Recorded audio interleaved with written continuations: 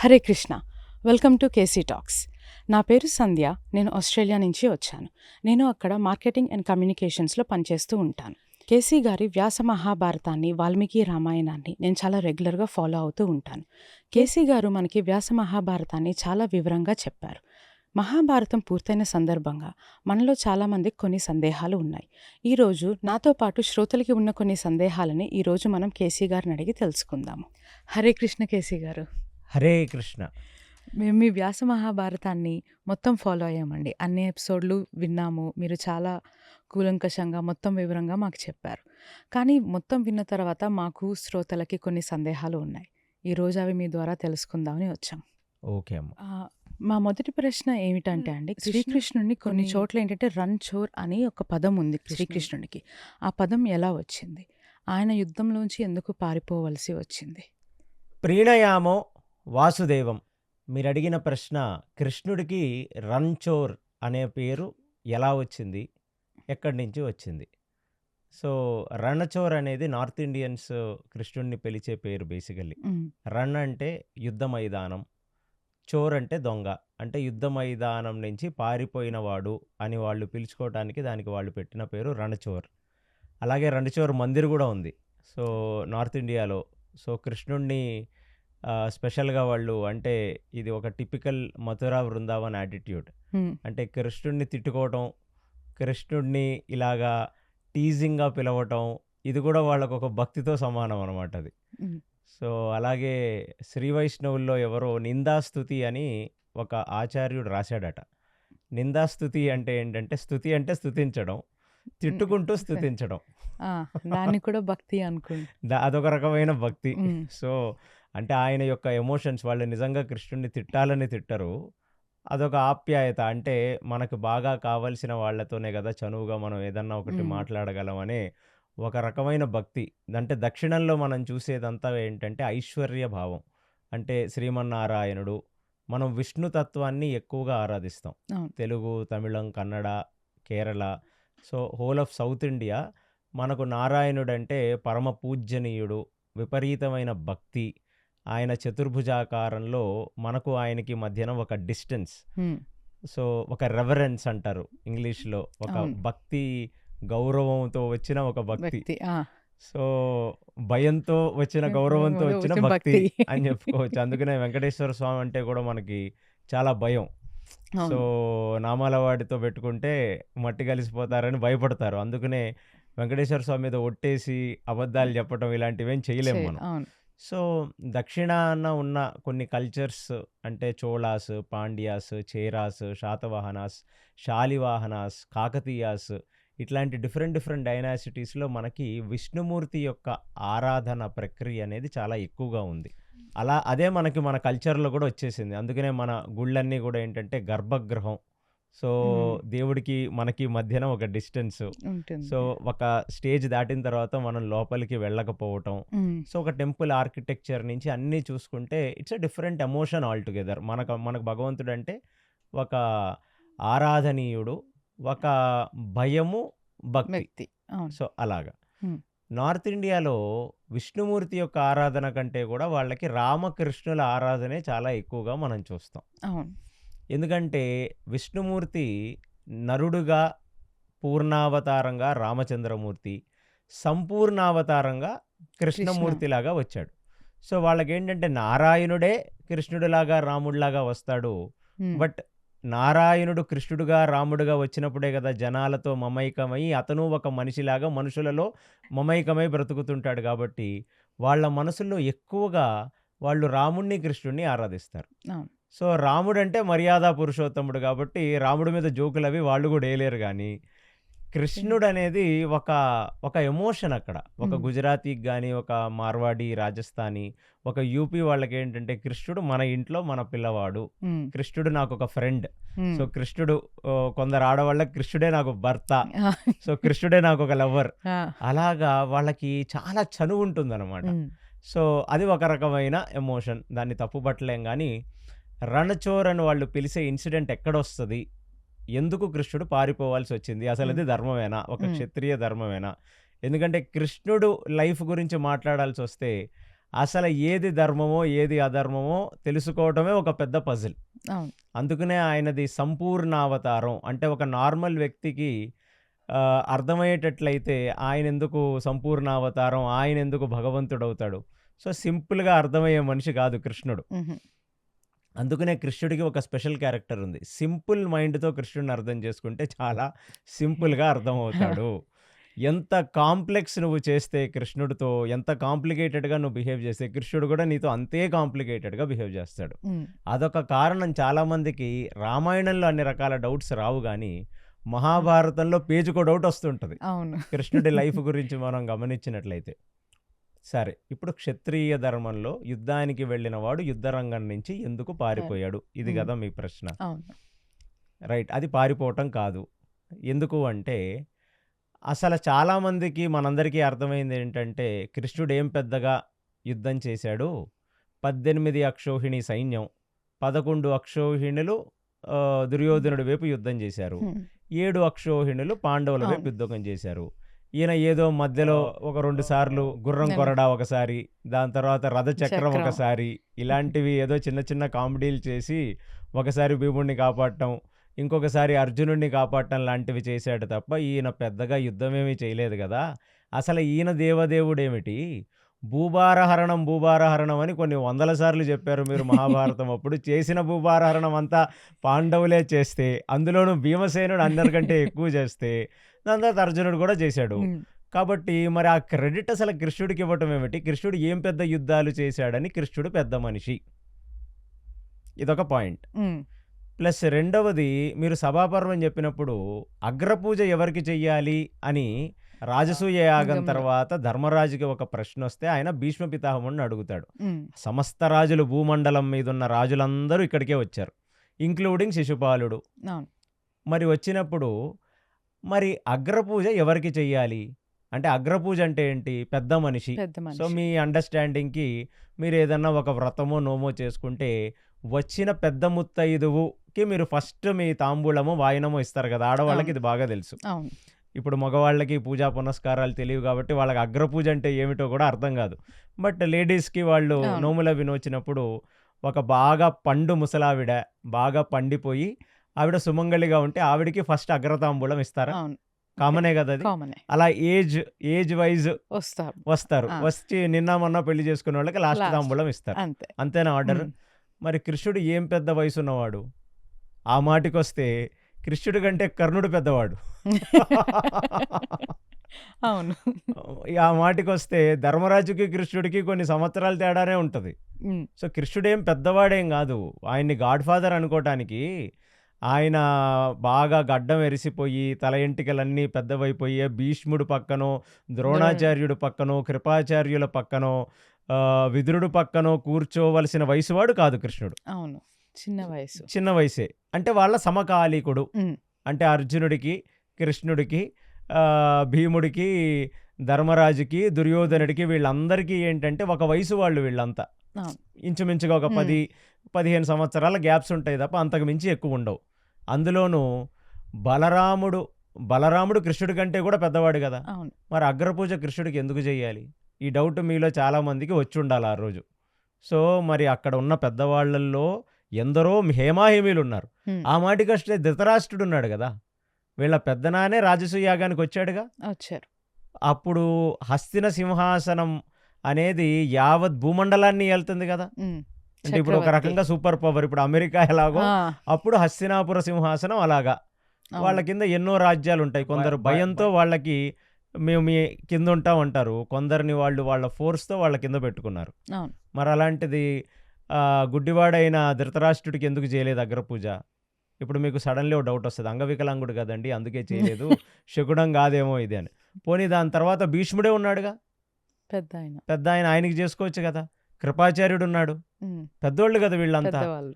పోనీ వాళ్ళకు పెద్దగా రాజ్యాలు లేవు కదా సార్.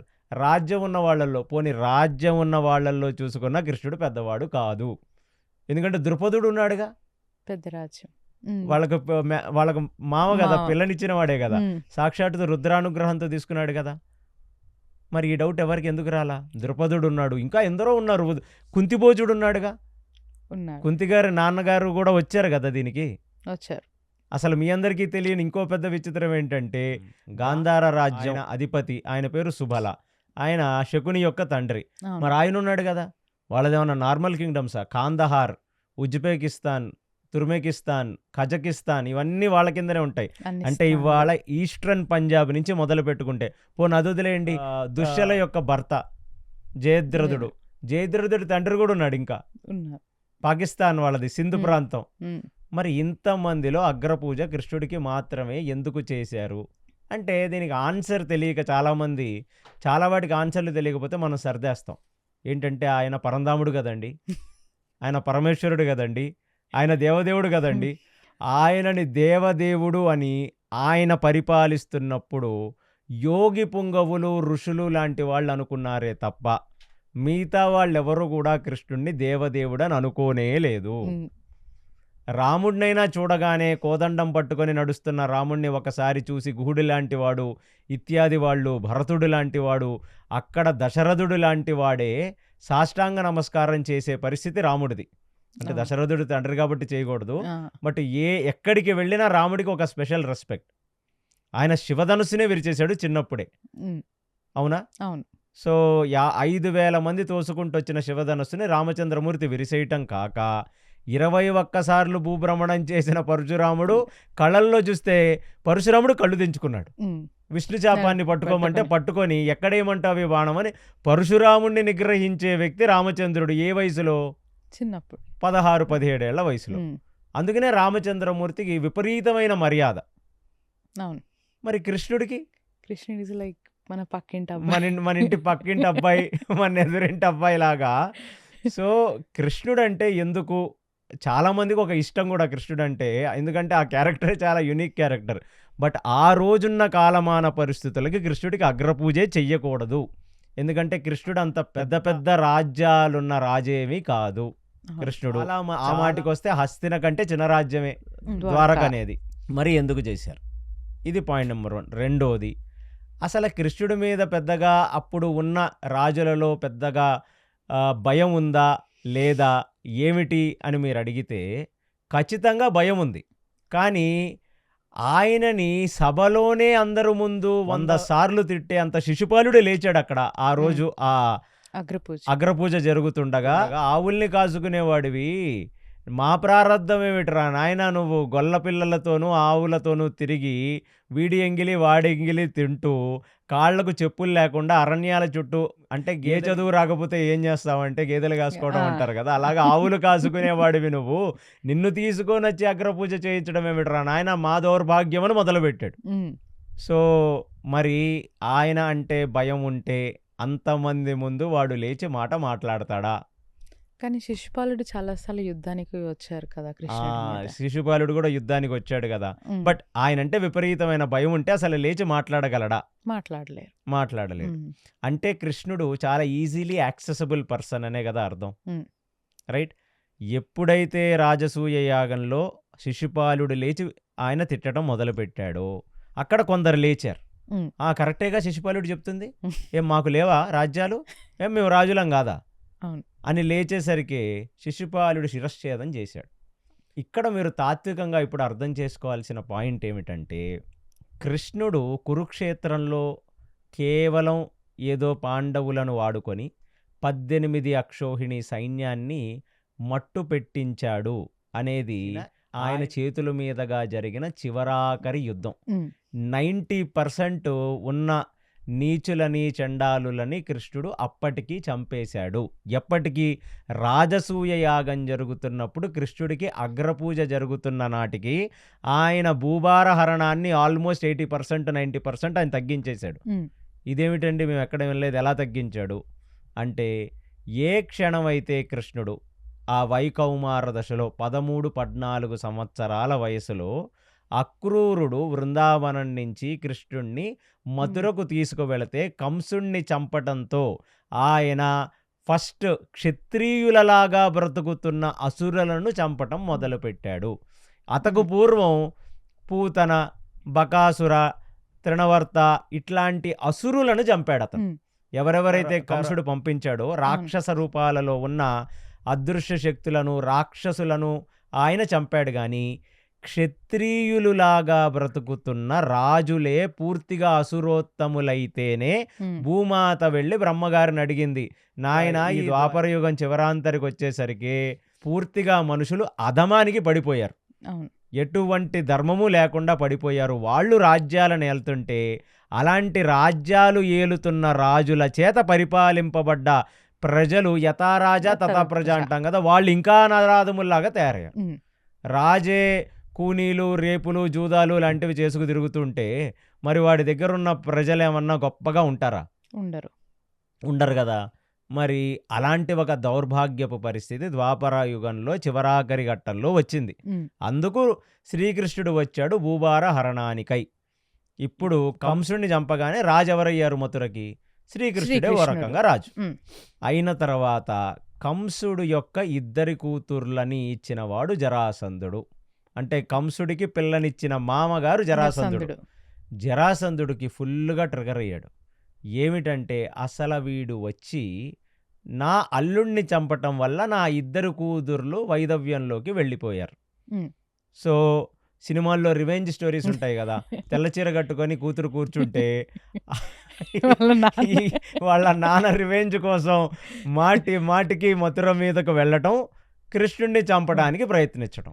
అలా 17 సార్లు జరాసంధుడు శ్రీకృష్ణుడి మీదకు వెళ్ళాడు. ఎంతమందిని పట్టుకెళ్ళాడు? వెళ్ళినప్పుడల్లా కనీసం ఒక 5-6 అక్షోహిణి సైన్యంతో వెళ్ళాడు. ఆయనేమి సింగిల్ హ్యాండ్తో వెళ్ళలా జరాసంధుడు. కృష్ణుణ్ణి ఎలాగన్నా చంపాలంటే ఆయన మగధ రాజ్యం నుంచి ఆయన తన పెద్ద సైన్యం తీసుకొని, అదే కాకుండా ఈ శిశుపాలుడు, కొన్నిసార్లు దంతవర్తుడు, కొన్నిసార్లు పౌండ్రిక వాసుదేవుడు, కొన్నిసార్లు ఏకలవ్యుడు, వీళ్ళ కజిన్స్ అంతా ఒకటయ్యారు. అంటే మీరు అర్థం చేసుకోవడానికి ఏంటంటే ఆ రోజు ఒక పంచాయతీ నడుస్తుంది. ఎవడి కృష్ణుడు? మన మేనత్తకు పుట్టినవాడే. ఎవరు వీళ్ళంతా? శిశుపాలుడు ఒక మేనత్త పిల్లలు, ఇంకొకళ్ళు ఇంకొక మేనత్త పిల్లలు, ఏకలవ్యుడు బాబాయ్ కొడుకు. సో పౌండ్రిక వాసుదేవుడు వసుదేవుడి యొక్క చుట్టం. ఆయన ఎవరైతే శంకుచక్రాలు అవి వేసుకొని బ్లూ మాస్క్ వేసుకొని ఒంటి నిండా కొంచెం కృష్ణుడు లాంటి కలర్ కొట్టుకొని నేనే నిజమైన కృష్ణుడు అని చెప్పుకు తిరిగేవాడు ఒకడు ఉన్నాడు అప్పుడు భూమి మీద. వాడే పౌండ్రిక వాసుదేవుడు. వాడు ఎక్కడి నుంచి పరిపాలిస్తున్నాడంటే ఇప్పుడున్న కొల్లాపూరు, విదర్భ, మహారాష్ట్ర రీజన్కి వాడు కింగు. సో అతను ఎవడంటే అతను కూడా వాసుదేవుడి చుట్టమే. వాసుదేవుడికి అన్న కొడుకో తమ్ముడు కొడుకో, అది కరెక్ట్గా హరివంశం చదివితే వీళ్ళ జీనాలజీ అంతా బయటకు వస్తుంది. మరి వీళ్ళందరూ కలిసి వాళ్ళకి కుళ్ళు అనమాట. ఇది ఎలాంటిది అంటే ఇప్పుడు కలియుగంలో కనపడుతుంటుంది. ఒకడు కుటుంబంలో సడన్లీ రిచ్ అయ్యేసరికి కుటుంబ వాసులందరూ కలిసి ఉప్పర్ మీటింగ్ పెడతారు. వీడు బ్రతుకు మనకు తెలీదా అంటే వాడు బాగా గొప్పవాడయ్యాడని మనం చెప్పుకోలేక, నాకు తెలుసు బాబాయ్ వాడు ఏం చేశాడో, వాడు నా పెన్షన్లు అవి కొట్టేసి రాసినవాడు. ఇంకొకడు అంటాడు, నేను వాడిని 10th క్లాస్ ఎగ్జామ్కి దింపినండి బాబాయ్, కృతజ్ఞత లేదు, వాడు ఇవాళ అమెరికాకి వెళ్ళి కంపెనీ పెట్టుకొని మనతో మాట్లాడుతున్నాడు. అంటే ఇలాంటి కుళ్ళు అసూయ ఎలా అయితే మనం చుట్టాల ఉప్పర్ మీటింగులలో చూస్తాము, సేమ్ ఇలాంటి కుళ్ళు అక్కసము ఇవన్నీ వీళ్ళ కజిన్స్. పెద్దగా కారణమేం లేదు. ఇప్పుడు జరాసంధుడు చంపడానికి వస్తున్నాడంటే అల్లుడిని చంపేశాడు. 2 కూతురులను ఇచ్చిన అల్లుడిని చంపితే 2 కూతురులు తెల్లచీర కట్టుకొని కూర్చుంటే చూడలేకొచ్చాడని అనుకోవచ్చు. రివెంజ్ ఉంది. ఇక ఏకలవ్యుడికి ఏం రివెంజ్? శిశుపాలుడికి అసలు ఏం రివెంజ్? ఏం లేదు. పెద్దగా రివెంజ్లు ఏం లేవు. ఏదో శిశుపాలుడి రివెంజ్ ఏంటంటే రుక్మిణిని పెళ్లి చేసుకుందాం అని అనుకున్నాడు. రుక్మిణి లెటర్ రాసింది. రాత్రి రుక్మిణిని తీసుకొని చంపైపోయాడు కృష్ణుడు. అవును. మరి దాంట్లో ఇది మరీ బాగుంది. అమ్మాయే కృష్ణుడికి లైన్ వేసి కృష్ణుడికి లెటర్ రాసిందని అనుకోవచ్చు కదా శిశుపాలుడు. అది రుక్మి తప్పు. అన్న ఇద్దాం అనుకున్నాడు, మనసులో ఏముందో తెలుసుకోక. సో పెద్దగా రివెంజ్ తీర్చుకోవడానికి ఏ విషయం లేదు, కేవలం జలసీ మాత్రమే. అంటే ఫ్యామిలీ జలసీ ఇది. అందుకే కృష్ణుడు ఎంచుకొని ఎక్కడ పుట్టాడంటే ఏ కుటుంబంలో అయితే ఫుల్ వెధవలు, పరమ నీచ్ కమీనే వాళ్ళందరూ ఉంటారో ఆ కుటుంబాన్ని ఎంచుకొని మరి ఆ కుటుంబంలో పుట్టాడు. ఆ రోజు చంద్రవంశ కుటుంబంలో ఆ అగ్రసేనుడు లీనియేజ్లో చంద్రవంశంలో వస్తున్న రాజులలో పరమ నీచులు, పరమ అదుమలందరూ ఉన్నారు కాబట్టి వాళ్ళ మధ్యలోనే పుట్టి ఆయన చంపిన వాళ్ళందరూ మేనమామ, దాని తర్వాత బావలు, బామ్మర్దులు, ఇట్లాంటి వాళ్ళని ఆయన ఫస్ట్ చంపింది. ఎందుకంటే వాళ్లే పూర్తి అసురోత్తముల్లాగా బ్రతుకుతున్న వాళ్ళు. అంటే కృష్ణుడు పుట్టిన వంశంలోనే ఇంతమంది నీచులుంటే ఇక భూమండలంలో ఎంతమంది నీచులుండేవాళ్ళు? ఇక అవును. ఎంతమంది కీచకులు, ఎంతమంది జయద్రథులు ఉన్నారక్కడ అనేది మీ ఊహకు వదిలేశాను హ్మ్. నేను. 17 సార్లు విపరీతమైన సైన్యాన్ని తీసుకొని రావటం, కృష్ణుడు చిత్తు చిత్తు కింద సైన్యాన్ని మొత్తం చంపేయటం, కృష్ణ బలరాములిద్దరూ యుద్ధం చేసేవాళ్ళు. చంపేయటం, దాని తర్వాత జరాసంధుడికి ప్రాణభిక్ష పెట్టడం, వదిలేయటం. హ్మ్. వదిలేసి ఏదో మా మేనమామకి కూతుర్నిచ్చావు కాబట్టి నువ్వు ఒక రకంగా వాళ్ళకి తాత. అవును. జరాసంధుడు తాతవురా నువ్వు సీనియర్ సిటిజన్ కాబట్టి నిన్ను వదిలేస్తున్నావు, నువ్వు వెళ్ళిరా అంటే వీడు జరాసంధుడు ఏమనుకునేవాడు, ఎంతైనా కృష్ణుడికి కొంచెం జాలే, ఏదో ముసలోడిని అని చెప్పి రక్త సంబంధం అని చెప్పి మనల్ని చంపకుండా మనం తెచ్చుకున్న వాళ్ళందరినీ చంపేస్తున్నాడు కానీ మనల్ని చంపట్లేదని చెప్పి మళ్ళీ ఒక 1 year 2 years ఫుల్ ప్లానింగ్ చేసి చుట్టుపక్కల ఉన్న వాళ్ళందరికీ లెటర్స్ రాసి start immediately to kill Krishna, Krishna is acting very weird, is a very non sense person అని చెప్పి వెనక నుంచి ఒక పెద్ద ప్లాన్ వేసి మళ్ళీ కొందరు పనికి మాలిన వెధవలని అసురోత్తములందరినీ తీసుకెళ్లటం, మళ్ళీ కృష్ణ బలరాములు అందరినీ చంపటం, ముసలోడిని వదిలేయటం, మళ్ళీ రిపీట్. ముసలోడని పేరుగే కానీ బాగా పహిల్వాన్ అనమాట ముసలోడు, మామూలు ముసలోడు కాదంటే ఆల్మోస్ట్ ఒక 14-15 రోజులు భీముడితో యుద్ధం చేశాడంటే జరాసంధుడి యొక్క లెవెల్ ఏమిటో మీరు అర్థం చేసుకోవచ్చు.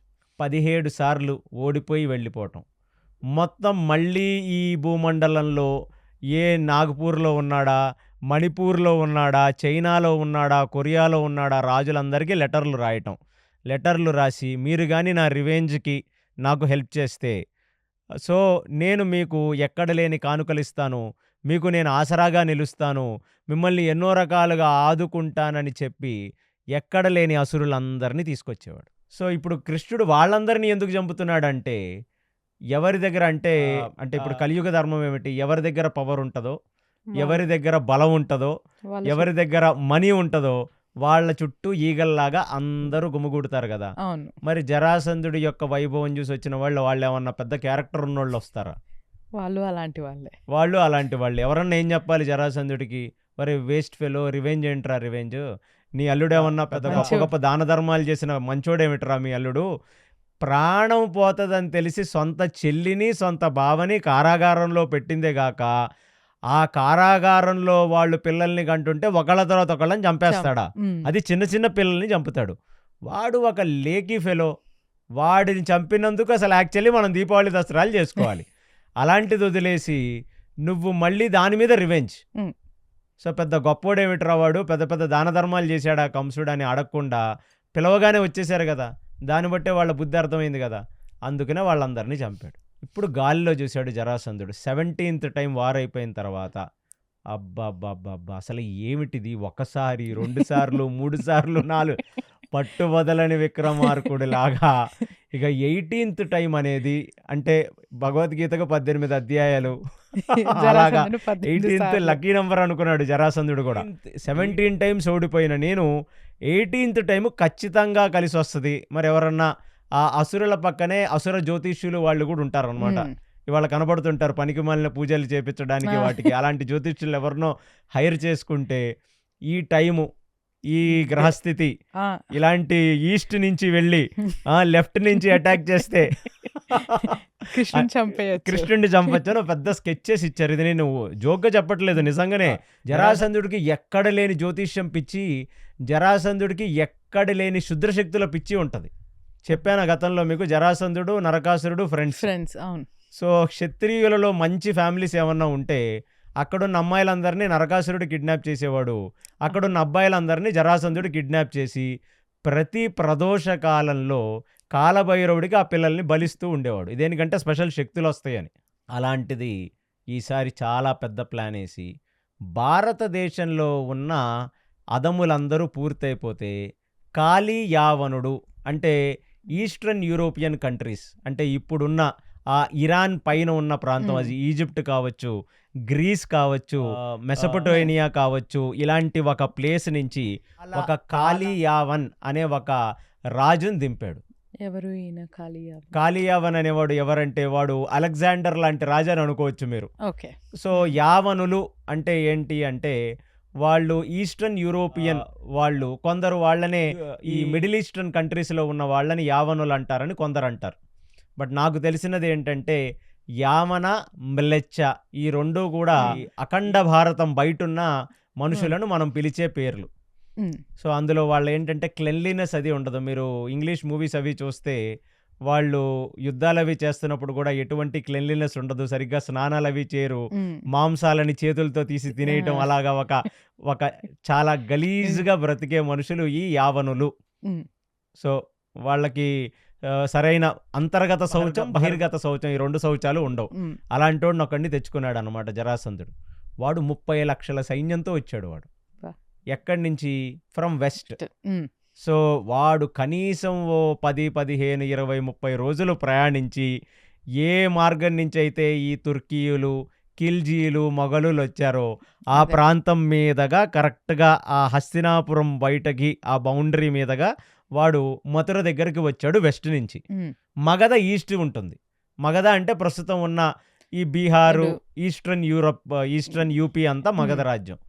ఈస్ట్ నుంచి జరాసంధుడు, వెస్ట్ నుంచి కాళీయవనుడు ఇద్దరు కలిసి చాలా స్ట్రాటజిక్గా స్కెచ్ చేస్తే ఆ రోజు పొద్దున నిద్రలేచిన శ్రీకృష్ణ పరమాత్మ ఆయన తన యొక్క నిత్య నైమితిక కర్మలు, సూర్యుడికి అర్ఘ్యం ఇవ్వటం, ప్లస్ ఆయన యొక్క కులదేవతలకు పూజ చేసుకొని అక్కడ ఉన్న అగ్రజులైన వాళ్ళందరికీ సాష్టాంగ నమస్కారం చేసి వచ్చి రాజసభలో కూర్చుంటే రాజదండనాన్ని చేతిలో పట్టుకొని అప్పుడు వచ్చి మెసెంజర్స్ చెప్పారు, ఎక్కడ నుంచో భీకరమైన ఆర్మీ వచ్చేస్తుందండి, 30 లక్షల మంది వెస్ట్ నుంచి వస్తున్నారు, ఈస్ట్ నుంచి ఇంకెన్నో అక్షోహిణి సైన్యం వచ్చేస్తుంది అనగానే కృష్ణుడు ఆలోచించి ఫస్ట్ ఆయన చేసిన పని ఏంటంటే అసలు 17 సార్లు యుద్ధం చేసి మథుర యొక్క కోశాగారం అంతా ఎంటీ అయిపోయింది.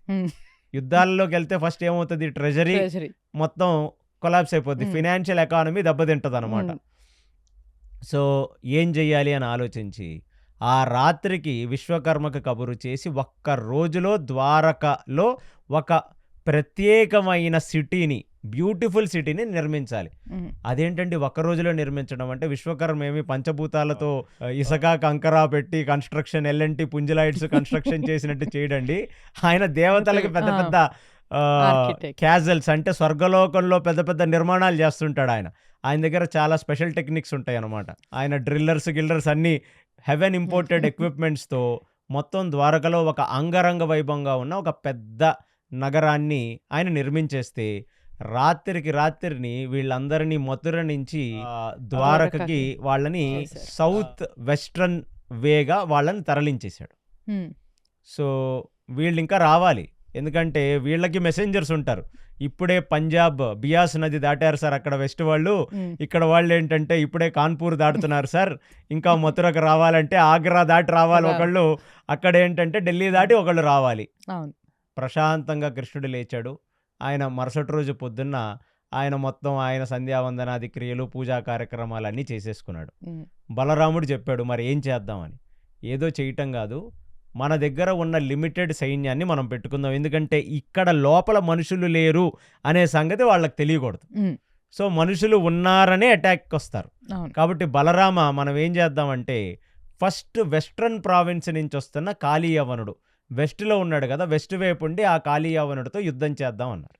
కృష్ణుడు బలరాముడు చాలా లిమిటెడ్ సైన్యంతో ఆ వెస్ట్ వైపు ఉండి, అంటే ఆ మథురాకి ఇప్పుడు ఫరీదాబాద్ అనుకోండి, మీకు ఆ జాగ్రఫీ కరెక్ట్గా అర్థమైతే ఈ మథురా బృందావనానికి వెస్ట్రన్ సైడ్ మొత్తం, అంటే నార్త్ వెస్ట్రన్ సైడ్ వాళ్ళకి ఢిల్లీకి పోయే దారిలో ఫరీదాబాద్ వస్తుంది అనుకోండి, అక్కడ స్కెచ్ చేసి ఫస్ట్ ఈ 30 లక్షల మందిని కేవలం చాలా లిమిటెడ్ సైన్యం, మేబీ ఒక అక్షోహిణి సైన్యం, కృష్ణ బలరాములిద్దరే చిత్తు కింద కొట్టారంట వాళ్ళని మొత్తం.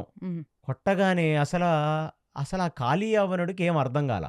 ప్లస్ ఇంకొక లిమిటెడ్ సైన్యం ఏం చేసిందంటే ఈ జరాసంధుడు ఎటువైపు నుంచి వస్తున్నాడో ఈస్టర్న్ సైడు అటువైపు యుద్ధానికి ఉంటే జరాసంధుడు వెయిట్ చేస్తున్నాడు, ఇదేమిటిది చాలా వాస్ట్ ఆర్మీ ఇక్కడ లేదు అంటే ఆ వాస్ట్ ఆర్మీ మొత్తం కూడా ఆ కాళీయవనుడితో వెస్ట్ మీద యుద్ధం చేస్తుంది.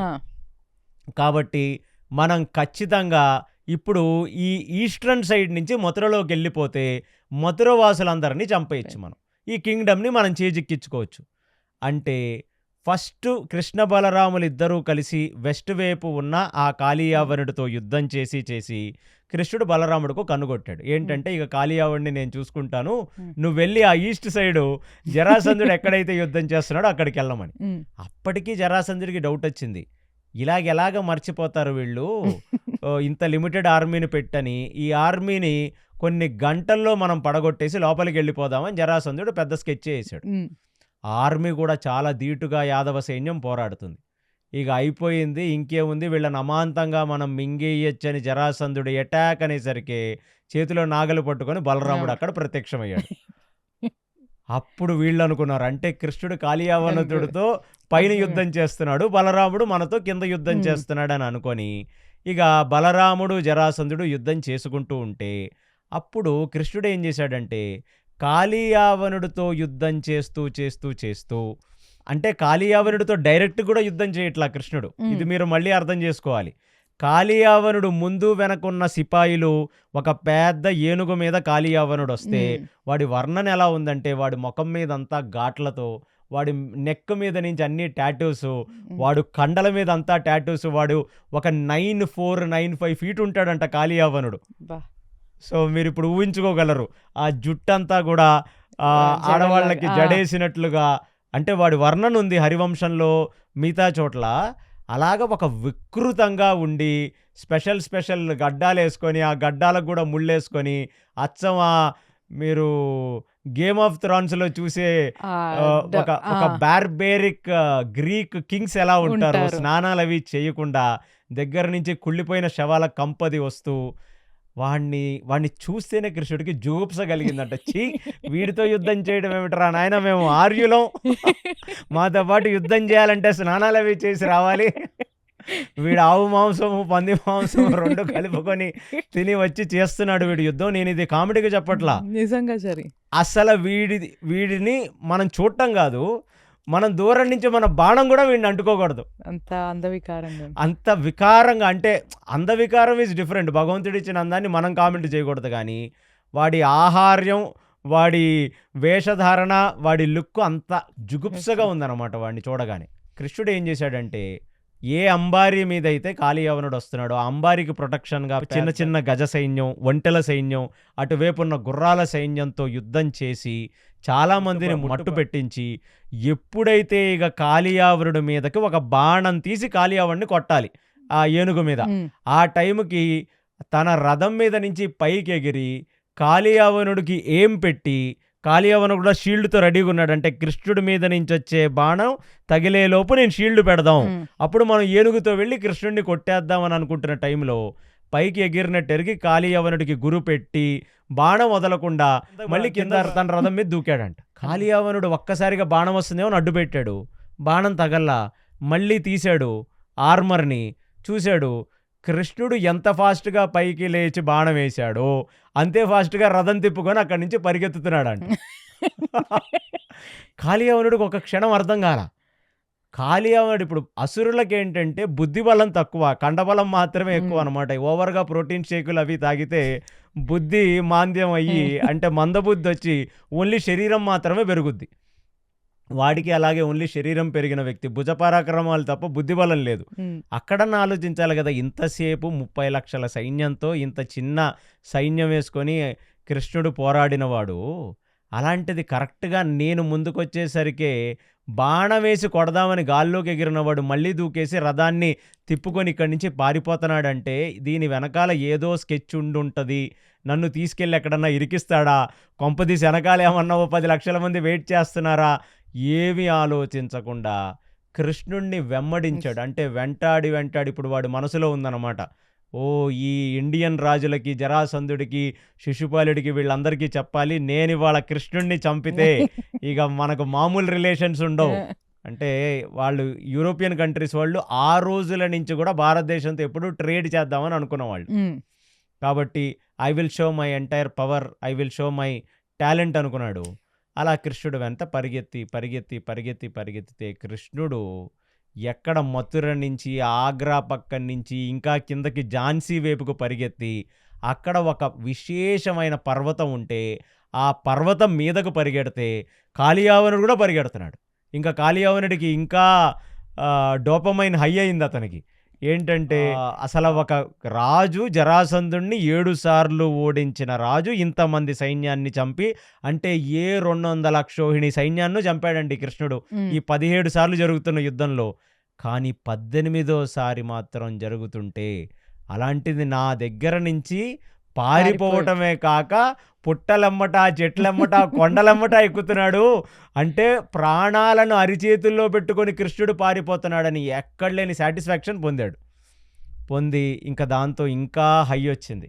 ఇంకా ఎలా అయినా ఇవాళ కృష్ణుడు మన చేతిలో చచ్చిపోతాడు అని మనసులో అనుకున్నాడు. జరాసంధ గట్టిగా ఏదో పెద్ద శివుడికి పూజ చేసినట్టున్నావు నువ్వు, నీకు 18th టైం బాగా కలిసి వచ్చేలా ఉంది మిత్రమా, నేనే చంపి కృష్ణుడి యొక్క శవాన్ని నా భుజాల మీద వేసుకొని వస్తాను నీ దగ్గరగా అనుకొని ఆఖరికి వెళ్ళి ఒక గృహలో దాక్కుంటే, కనీసం అక్కడైనా ఒక ఆలోచన రావాలి. ఇన్ని యుద్ధాలు చేసి 18 సార్లు ఓడించిన వ్యక్తి నన్ను చూసి పారిపోతున్నాడంటే ఏదో ఒక తేడా ఉండుండాలి కదా.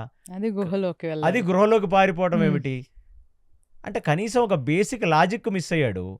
ఏంటంటే ఈ వెస్ట్రన్ యూరోపియన్ కంట్రీస్ వాళ్ళందరికీ ఏంటంటే, వాళ్ళు తినే మాంసం, వాళ్ళ ఉన్న శారీరక భుజబలం, ఈ 8 ప్యాక్స్ 6 ప్యాక్స్ కండలు అవి చూసుకొని వాళ్ళకి ఎక్కడ లేని బలుపు అనమాట. వాళ్ళకి బుర్ర తక్కువ, బలం ఎక్కువ. I'm the strongest. ఇంకా మురిసిపోయాడు మన హైట్కి, మన కలర్కి, మన పరాక్రమానికి. చిన్న పిల్లడు నెమలి పెంచాలి అయ్యి పెట్టుకొని తిరిగేవాడు. ఇతన్ని చంపడానికా నన్ను అక్కడి నుంచి తీసుకొచ్చారు. చా మన దగ్గర మన అంటే మల్ల యుద్ధాలు చేసేవాళ్ళు కూడా కృష్ణుడిని ఈజీగా కొట్టగలరని అనుకుంటున్నాడంట కాళియావనుడు. అంటే అంత ఓవర్ కాన్ఫిడెన్స్. వెళ్ళగానే కృష్ణుడు తన మీద ఉన్న ఆ పీతాంబర వస్త్రాన్ని, ఆ గోల్డెన్ కలర్లో ఉన్న వస్త్రాన్ని తీసి ఒక పెద్ద జైంట్ లాగా ఉన్న ఒక మనిషి పడుకొని ఉన్నాడంట. ఆ మనిషి ఎన్ని అడుగులు ఉన్నాడు అనుకున్నారు మీరు? అతను 18 అడుగులో ఉన్నాడంట. Double the size. 17-18 అడుగులు ఉన్నాడు అతను. అంటే కాళియావనికి డబల్ ఉన్నాడు. అతని మీద ఒక పెద్ద గుడ్డను పరిచాడు కృష్ణుడు. పరిస్తే వెళ్ళి అతని వెనకాల నించున్నాడు. నించోగానే కాళియావనుడు లోపలికి వచ్చాడు. లోపలికి రాగానే చేతిలో ఒక పెద్ద గండ్రగొడ్డలి, ఈ చేతిలోనేమో ఒక ఐరన్ రాడ్ లాంటిది పెట్టుకొని, కృష్ణ ఎక్కడున్నావు, బయటికి రా, క్షత్రియుడు అయితే బయటికి రారా, నువ్వో నేను ఇవాళ తేలిపోవాలంతే అని చెప్పి అరుస్తుంటే, ఆ అరుపుకే లైట్గా డిస్టర్బ్ అవుతున్నాడు పడుకున్న ఆ 18 ఫీట్ మనిషి. తర్వాత అటు ఇటు తిరిగాడు. తిరిగి చూస్తే ఒక పెద్ద గోల్డెన్ పీతాంబర వస్త్రం ఒక దాని మీద కప్పి ఉంది. అంత పెద్ద వస్త్రం ఒక పెద్ద శరీరం మీద కప్పినా మనోడికి డౌట్ రావాలి కదా.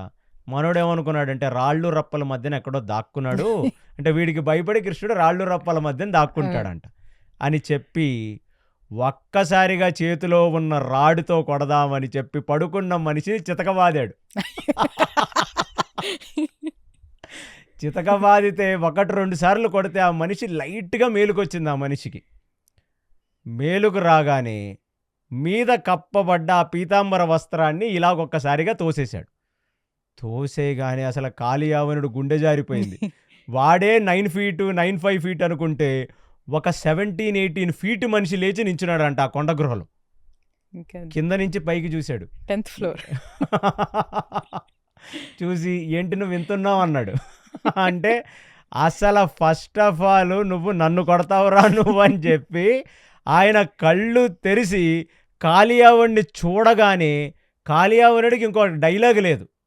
మనసులో అనుకుంటున్నాడు, వీడేంటారా ఆయన ఇంతున్నాడు, అసలు ఇంత మనుషులు కూడా ఉన్నారా భారతదేశంలో అని అనుకొని కృష్ణుడు ఏమన్నా మాయ చేస్తున్నాడా అని అనుకుంటున్న టైంలో ఆ నేత్ర దృష్టి అలా కాళియావనుడి మీద పడిపోగానే కాళియావనుడు బూడిదైపోయాడంట. కాలిపోయి బూడిదైపోగానే చాలా ఇరిటేటింగ్గా ఉన్నాడు ఆ వ్యక్తి. ఆ వ్యక్తి ఇంతకీ ఎవరని మీరు అడగట్లేదు, మీరు చెప్తారేమో. ఆ వ్యక్తి పేరే ముచుకుందుడు. ఈ పేరు ఎక్కడ విన్నారంటే మీరు సత్యయుగంలో సూర్యవంశంలో ఇక్ష్వాకు కులంలో పుట్టిన ఒక మహాచక్రవర్తి ముచుకుంద చక్రవర్తి. అంటే రాముడు ముందు ముందు. తరాలలో హ్మ్. అంటే ఇంకా దిలీపుడు దాని తర్వాత హరిశ్చంద్రుడి కంటే ముందు ముందు. సత్యయుగంలో ఉన్న రాజు ఐశ్వాక కులంలో ఆయన స్టోరీ ఏంటంటే విపరీతమైన పరాక్రమంతో ఆయన యావత్ భూమండలాన్ని జయించిన ఒక పెద్ద చక్రవర్తి ఆ రోజు. ఈ తారకాసురుణ్ణి చంపటానికి ప్లస్ అసురులందరూ కూడా స్వర్గలోకాలకి వచ్చి యుద్ధాలవి చేస్తుంటే మనకి కేవలం దేవతల సైన్యం సరిపోదు, మనకి ఇంకా దృఢంగా ఇంకా స్ట్రాటజీస్గా యుద్ధం చేసేవాడు ఒకడు కావాలంటే ఇంద్రుడు, నేను మీకు రామాయణంలో చెప్పా, యుద్ధం చేసి పెట్టడానికి దశరథుడు హెల్ప్ అడిగాడు ఇంద్రుడు అని. అలాగ ముచుకుందుడు హెల్ప్ అడుగుతాడు వచ్చి ఇంద్రుడు. కాకపోతే ఈ యుద్ధం దశరథుడికి భూమి మీద జరుగుతున్న యుద్ధం, ఇది గాలిలో జరుగుతున్న స్వర్గంలో జరుగుతున్న యుద్ధం. సో ముచుకుందుడు అంటాడు, మరి స్వర్గానికి రావాలి కదా అంటే, నీకు పాస్పోర్టు వీసా నీకు కావాల్సిన స్పెషల్ ఫ్లైట్స్ అన్నీ వేస్తాం రా బాబు, నువ్వు తొందరగా రా అంటే ముచుకుందుడు వెళ్ళి స్వర్గానికి ఉన్న సంవత్సరాలలో, అంటే మనకి ఉత్తరాయణం దక్షిణాయనం, వాళ్ళకు ఒక పగలు ఒక రాత్రి, అంటే మనం ఒక సంవత్సరం, దేవతలకు ఒక రోజు, అలాంటి కొన్ని వందల సంవత్సరాలు ఇంద్రుడికి యుద్ధం చేసి పెట్టిన తర్వాత అక్కడి నుంచి అసురులు పారిపోతే ముచుకుందుడికి నమస్కారం చేసి, మాకు ఇప్పుడు అర్థమైపోయింది, ఈ తారకాసురుడిని ప్లస్ అటువైపు ఉన్న రాక్షసుల్ని సంహరించాలంటే అది నీ వల్ల కాదు ముచుకుందా, అది శివుడి యొక్క కొడుకైన స్కందుడు వస్తే తప్ప మనం చంపలేమని ఇంద్రుడు అంటే చాలా మంచిది, నేను కూడా దేవతా రుణం తీర్చుకున్నానని చాలా ఆనందిస్తాను, ఇక నేను బయలుదేరతాను అనగానే ఇంద్రుడు కామెడీగా దేరు ఇక బయలుదేరమన్నాడు. అంటే ఊరికి అది కామెడీగా వాళ్ళ మధ్యన ఉన్న ఒక చనువుతో కిందకు వచ్చాడు ముచుకుందుడు. కిందకొస్తే అసలు భూమి మీద ఏది కూడా నార్మల్గా లేదు. అంటే నార్మల్గా లేదంటే ఫస్ట్ ఆఫ్ ఆల్ ఆయన కిందకొస్తే ఆయన అప్పుడు ఒక 17 feet ఉంటే భూమి మీద ఉన్న మనుషులందరూ 12 feet 11 feetకి అయిపోయారు. అంటే సైజులు దగ్గర. ఇక్కడ నా రాజ్యం ఒకటి ఉండాలండి ఈ అయోధ్య కౌశల రాజ్యంలో అంటే, ఆ కౌశల రాజ్యమే, నువ్వెవరని అడిగారు అక్కడ జనాలు. నేనెవరినని అడుగుతున్నారేంటరా మీరు, నాదే రాజ్యం, నాదేరా రాజ్యం అనగానే, కామెడీ చేస్తున్నావా నువ్వు అనగానే మనోడికి ఏం అర్థం కాక, కాలం మారిపోయింది, చెట్ల సైజు తగ్గిపోయింది, జంతువుల సైజులు తగ్గిపోయాయి, మనుషుల సైజులు తగ్గిపోయాయి, అందరు ఇంతింత అన్నం తింటున్నారు, ఇంతింత కంచాల్లో తింటున్నారు పళ్ళాల్లో. ఆయనకి ఏం అర్థంగా ఒకసారి చూసుకుందామని చెప్పి ఏ రాజంతపురంలో అయితే ఆయన ఉండేవాడో అక్కడికి రాగానే ఆయన తర్వాత ఒక 20 తరాలు బ్రతికి చచ్చిపోయి 22nd జనరేషన్ 23rd జనరేషన్ వాళ్ళు నడుపుతున్నారు ఆయనకి. అన్ని సంవత్సరాలు అయిపోయింది. స్వామి మీరెవరు స్వామి అని అడిగారు. దౌర్భాగ్యం రా ఇది. అంటే అప్పట్లో ఫోటోలు అవి లేవు కాబట్టి ముచుకుందుడు ఫోటో వాళ్ళు పెట్టుకోలేదు, ఆర్టిస్టులతో గ్రాఫ్ గీయించుకున్నారు తప్ప. ఇక ఏం చెప్పాలో అర్థం కాక డిప్రెషన్కి వెళ్ళి ముచుకుందుడు అంటే ఎవరు అతన్ని గుర్తుపట్టట్లేదు, అసలు అతను తెలిసిన వాళ్ళు ఎవరు భూమి మీద లేరు. కానీ అతనికి ఇంకా ఆయువు ఉంది. ఇంటర్స్టెల్లార్ మూవీ చూశారు కదా మీరు, పైకి వెళ్ళి కిందకు వచ్చేసరికి భూమి మీద కొన్ని సంవత్సరాలు అయిపోతాయి కదా, అలా అయిపోయాయి ఈయనకు కూడా. అర్జునుడు 5 రోజులు ఉండొస్తే 5 సంవత్సరాల కింద అయిపోయినట్టు ఇక్కడ జనరేషన్స్ అయిపోయాయి, అంటే 1000-2000 సంవత్సరాలు అయిపోయాయి. ఇక ఫుల్ డిప్రెషన్కి లోనైన ముచుకుందుడు పైకొచ్చి ఇంద్రుడిని అడిగాడు, నువ్వు దేరు అన్నప్పుడే ఆలోచించాల్సింది, ఏదో చిక్కుముడు ఉందని, కింద బ్రతకడానికి ఎవరు లేరు అన్నాడు. పోన్లే ఏదో కామెడీ చేశాను నిన్ను, అప్పుడప్పుడు ఫ్రెండ్స్లో సరదాలు లేకపోతే ఎలాగా, సో నువ్వు ఒక పని చేయి, ఒక 1000 సంవత్సరాల పాటు మా స్వర్గంలోనే ఉండి అమృతం అది తాగుతూ, అప్పుడప్పుడు మూన్ మీదకి వెళ్ళి అక్కడ సోమరసం అది తాగుతూ, ఆ మూన్లో ఉండే పెద్ద పెద్ద సరస్సుల్లో హ్యాపీగా, అంటే వాళ్ళకది మూన్ అనేది దేవతలందరూ వెళ్ళి జలకాలాటలు అది ఆడే ఒక భోగవంతమైన ఒక ప్లేస్. మనకి మాల్దీవ్స్ ఎలాగో, మారిషస్ ఎలాగో, అలాగా దేవతలకి మూన్ అనేది అలాంటిది. అక్కడికి వెళ్ళి అక్కడ సోమరసం దాగి కాసేపు క్యాంపులు అన్నీ పెట్టుకొని వాళ్ళు ఎంజాయ్ చేసి వస్తారు. అది అందుకనే మూన్ అనేది హెవెన్లీ ప్లానెట్. ఎవడు పడితే వాడు ఆ మూన్ మీదకి వెళ్తే మనకు కనపడాల్సినవి కూడా ఏం కనపడవు అక్కడ.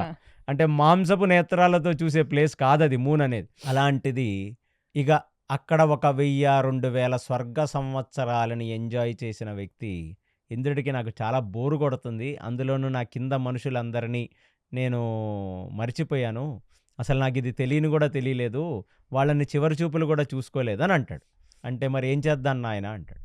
ఏం చేద్దాం కాదు, నాకు నువ్వు వరమి, నేను కాలాన్ని మర్చిపోయేటట్టుగా పడుకోవాలి, నాకు చాలా నిద్ర లేక నేను చాలా అలిసిపోయాను నేను, కాబట్టి I want to sleep continuously for years together, okay, plus నేను మోక్ష సాధన చేశానని నేను అనుకున్నాను, కానీ నాకిప్పుడు ఆయువు ఎంత ఉందో తెలియట్లా. దీర్ఘాయువు. సో, ఆయువు ఎంత ఉందో తెలియట్లా. ఈ స్వర్గానికొచ్చి ఇక్కడ స్వర్గలోపకు అమృతాలు అవి తాగిన తర్వాత ఇంకా దీర్ఘాయువు అయిపోయింది. అలాగని నేను స్వర్గలోకవాసినా అంటే కాదు. స్వర్గలోకవాసిని కాదు. అలాగని భూలోకంలో ఎళ్లి బ్రతుకుదామంటే నా హైట్‌కి కింద భూలోకంలో ఫ్రెండ్‌షిప్ చేయడానికి ఒకడు కూడా లేడు. సో, కాలం మారిపోయింది. కాబట్టి నువ్వు భలే చిక్కులో పడేసావయ్యా స్వామి. నేనెళ్ళి కింద ప్రశాంతంగా కొన్నాళ్ళు పడుకుంటాను. తర్వాత లేచిన తర్వాత ఆలోచిద్దాం ఏం చేద్దాం అని అన్నాడు. హ్మ్. సో, ఇంద్రుడికి చేసిన ఒక చిన్న సేవ కూడా ఇంద్రుడు మరిచిపోడు కాబట్టి, సరే నువ్వు అనుకుంటున్నట్టుగానే నువ్వు ప్రశాంతంగా అన్నీ మర్చిపోయి హ్యాపీగా పడుకో. నిన్ను ఎవడైతే వచ్చి డిస్టర్బ్ చేస్తాడో నీ చేతిలో వాడికి సావే. హ్మ్. నిన్ను డిస్టర్బ్ చేసినోడికి అని చెప్పి స్పెషల్ వరం ఇచ్చి, మళ్ళీ ఈ భూభార హరణం చేయటానికి వచ్చిన శ్రీకృష్ణమూర్తి యొక్క దర్శనం నీకెప్పుడు కలుగుతుందో, అప్పుడు నీకు మోక్షం కలుగుతుంది. మిత్రమా, నువ్వు విశేషమైన సేవ చేసావు నాయనా దేవతలకి. కాబట్టి వెళ్ళు నాయనా, వెళ్ళి హ్యాపీగా రెస్ట్ తీసుకో నాయనా అని ఆశీర్వదించి పంపించాడు. హ్మ్. ఇప్పుడు ఈ కాళీయావనుడు చచ్చిపోయిన తర్వాత కోపంగా లేచిన ముచుకుందుడు అటు ఇటు చూస్తుంటే ఇంత ఒక 8 ఫీటు 9 ఫీటు మధ్యలో ఉన్న నెమలి పించం పట్టుకొని ఒక బ్లూయిష్ బ్లాక్ కలర్లో ఉన్న ఒక పిల్లవాడిలాగా కనపడ్డాడు ఆయనకి. ఎవరు స్వామి మీరని అడిగాడు. నేను ఎవరినో తర్వాత సంగతి, అసలు నువ్వేంట్రా ఇంతున్నావు, నువ్వేంట్రా ఇంతున్నావు, నువ్వెవరివి అంటే కొంచెం బాగా సఫకేటింగ్గా ఉంది, కొంచెం బయటికి వెళ్ళి మాట్లాడుకుందాం అన్నాడు. అనగానే సరే అలాగని గృహ నుంచి బయటికి వచ్చారు. బయటికి రాగానే ప్రపంచం చూసి తాడి చెట్టు ఆయన కంటే చిన్నగా ఉంది. అయ్యా! అంత పొడుగున్నారు. మరి 18 ఫీట్ అంటే ఎంత ఉంటుంది? సో, కొబ్బరి చెట్టు అయితే ఆయనలో సగం ఉంది. ఇంకా మామూలు. ప్రపంచంలో ఉన్న మనుషులందరినీ చూసి ఏమిటి స్వామి వీళ్ళంతా అని అడిగాడు. ఏమిటంటే ఏంటి, నువ్వెప్పుడో సత్యయుగంలో పుట్టావురా నాయన, నువ్వు భూమి పుట్టినప్పుడు పుట్టావు నువ్వు. ఈ నువ్వు ద్వాపర యుగం. ఇది ద్వాపర యుగం ఎండిది, ఇక ముందు ముందు ఇంకా చిన్న చిన్న మనుషులు వస్తారా నాయన అంటే, సత్యయుగం నుంచి పడుకుంటే నేను ద్వాపర యుగంలో లేచానా అని చెప్పి ఇమీడియట్లీ ఆయన ఇంకొక వైపు చూస్తే అక్కడ చిన్న చిన్న లిల్లీ పుట్లు యుద్ధం చేసుకుంటున్నారు. ఎవరంటే బలరాముడు వైపున్న ఆర్మీ ప్లస్ ఇటు వైపున్న జరాసంధుడు. జరాసంధుడు యుద్ధం చేసుకుంటున్నారు.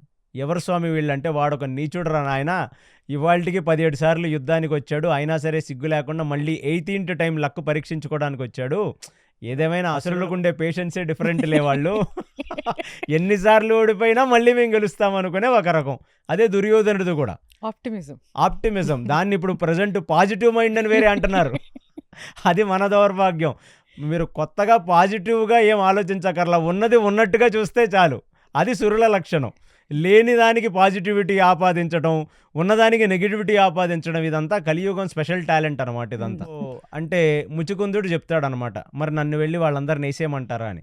దానికి నువ్వు అక్కర్లేదులే, మా బలరాముడి చాలు వాళ్ళందరిని వేసేయటానికి అనగానే సడన్లీ ముచుకుందుడికి కృష్ణుడిని చూడగానే ఇంద్రుడు చెప్పింది గుర్తొస్తుంది. భూభార హరణానికై వచ్చిన శ్రీకృష్ణమూర్తి దర్శనం జరిగిన తర్వాత నీకు మోక్షం అనే సంగతి. అమ్మా, నేను ఇతని వల్ల లేచాను ఓ అని చెప్పి కృష్ణుడికి సాష్టాంగ నమస్కారం చేస్తే ఏదో పెద్ద ఏనుగేదో వంగి దండం పెట్టినట్టుందంట ముచుకుందుడు దండం పెడితే. సో ఆశీసులు అని చెప్పాడు కృష్ణుడు. లెగగానే ఇక ఆ శరీరం మొత్తం ఒక్కసారిగా గాలిలాగా మారిపోయి గాలిలో కలిసిపోయి ఆయన ఎంతో విశేషమైన సాధన చేసిన ఒక గొప్ప రాజా ఆయన. రామచంద్రమూర్తికే ముచుకుందుడు ఒక పెద్ద ఆదర్శం, దశరథుడికి పెద్ద ఆదర్శం. అలాంటిది శ్రీకృష్ణుడి యొక్క స్పర్శ చేత ఆయనకి మోక్షం పొందాడు. ఇది ఇక్కడ రణచోర్. మరి యుద్ధం నుంచి పారిపోయిన వాడు ఏం చేశాడు? ఇది నా సర్వస్య ఏకమేవ కారణం. కృష్ణుడు ఏది చేసినా ఒక కారణం ఉండదు. ఒకటి, కాళీయావనుడిని ఎందుకు తీసుకొచ్చాడు జరాసంధుడు అంటే, కాళీయావనుడికి ఒక స్పెషల్ వరం ఉంది. అదేమిటంటే, సూర్యవంశంలో పుట్టిన వాళ్ళ చేతిలో కానీ, చంద్రవంశంలో వాళ్ళు పుట్టిన వాళ్ళ చేతిలో కానీ, ఎటువంటి ఆయుధం చేతిలో కానీ మరణించకూడదని ఒక వరం పట్టుకొచ్చాడు. అది వాడి కాన్ఫిడెన్స్. చంద్రవంశం కాబట్టి ఇది కృష్ణుడిది చంద్రవంశం. అంటే మానవ మాంత్రులతో కానీ లేదా ఈ ఎటువంటి ఆయుధాలతో కానీ కాళీయావనుడు సంహరింపబడడు. ప్లస్ కృష్ణుడేమనుకున్నాడు అసలు మనందరికీ చెప్పడానికి, ఇలాగా ఎటువంటి ఒక వైదిక ప్రవృత్తి లేకుండా, క్లెన్లీనెస్ లేకుండా ఈ గోమాంసము, పంది మాంసము లాంటివి తినుకుంటూ స్నానాలు అది చేయకుండా వచ్చిన ఈ యావనులతో యుద్ధం కాదు కదా, నేను నా బాణంతో కూడా వాడిని ముట్టుకోను నేను. తప్పులేదు. అంటే కృష్ణుడు బాణం తగలాలంటే దానికి ఒక లెవెల్ ఉండాలి. అంతే. సో వాడికి ఆ లెవెల్ లేదు కాబట్టి దానికి ముచుకుందుడే రైట్ అని చెప్పి ఇక్కడ ఫిట్టింగ్ పెట్టాడు. ముచుకుందుడి యొక్క దృష్టి చేత వాడు చచ్చిపోయాడు. సో అక్కడ ఒక పెద్ద విశేషమైన అసురుడు చచ్చిపోయాడు. ఈయన చచ్చిపోయాడని భయపడి ఇక మిగతా వాళ్ళందరూ గ్రీస్కి, టర్కీకి పారిపోయారు వాళ్ళంతా. మరి ముచుకుందుడు కూడా సూర్యవంశంలో పుట్టిన ఆయన కదా. ముచుకుందుడు సూర్యవంశంలో పుట్టిన ఆయనే గాని అవును. ఇంద్రుడికి యుద్ధం చేసి పెట్టాడు కాబట్టి రెస్ట్ తీసుకొని ఆయన బాగా అలిసిపోయావు, నువ్వు మాకు యుద్ధం చేసి అందులోనూ భూమి మీదకి వెళ్ళి బాగా డిప్రెషన్కి లోనయ్యావు కాబట్టి నువ్వు నిద్రపో, నీ నిద్రాభంగం కలిగించిన వాడు చచ్చిపోతాడు అన్నాడు అంతే. అంతేగాని ముచుకుందుడేమి స్పెషల్గా చంపలేదు, నిద్రని భంగంగా చేశాడు. లేచి చూశాడు, వాడు కాలిపోయాడు. సో ఇలాగా కాళీయామరుడు మరణము జరిగింది, ముచుకుందుడికి మోక్షము దొరికింది.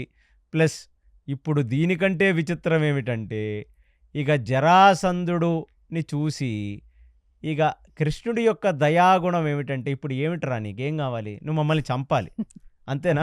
సో ఇప్పుడు చూశాడు పాపం, దూరం నుంచి నించున్నాడు. అంటే ఈ ముచుకుందుడిని చంపిన తర్వాత వచ్చి బలరాముడు వెనక నించున్నాడు. నించోగానే అప్పటికి జరాసంధుడికి లెఫ్ట్ రైట్ నుంచి కొందరు వచ్చి చెప్పేశారు, అయిపోయాడు, మీ కాళీయావనుడు చచ్చిపోయాడు. కాళీయావనుడు చచ్చిపోయిన విధానం చూసి మీ గ్రీసు, టర్కీ, మీ మిడిల్ ఈస్టర్న్ కంట్రీస్ వాళ్ళందరూ, ఆ ఒమాను, గిమాను, అరబ్ వాళ్ళందరూ పారిపోయారు నాయన అన్నాడు. అప్పుడు ఇంకా బాగా కళ్ళెర్ర చేసి ఎలాగైనా నేను ఈ కృష్ణుణ్ణి, బలరాముణ్ణి చంపుతాను అని చెప్పి గాల్లో చూశాడు. గాల్లో చూడగానే కృష్ణుడికి కూడా వాడిని చూసి జాలేసింది. ఏంటంటే ఈ 17 సార్లు నువ్వు ఇంతమందిని తెచ్చి ఓడిపోయినా, ఎక్కడి నుంచో ఒకడిని ఇంపోర్ట్ చేసినా, వాడు చచ్చిపోయినా ఇంకా నీలో కసి చావలేదురా, ఇప్పుడు ఏం కావాలి నీకంటే నీ ప్రాణం కావాలన్నాడు. సరే అలాగే చేద్దుగానని చెప్పి ఇమీడియట్లీ బలరాముడిని ఏమన్నాడు. అప్పుడు వరకు బలరాముడు భీకరంగా యుద్ధం చేస్తున్నాడు. తలుచుకుంటే బలరాముడు ఆ రోజే చంపేసి ఉండేవాడు. బలరాముడి దగ్గర కదా ట్రైనింగ్ తీసుకున్న భీముడే జరాసంధుడిని చంపితే బలరాముడు జరాసంధుడిని ఎడం చేత్తో చంపేయగలడు.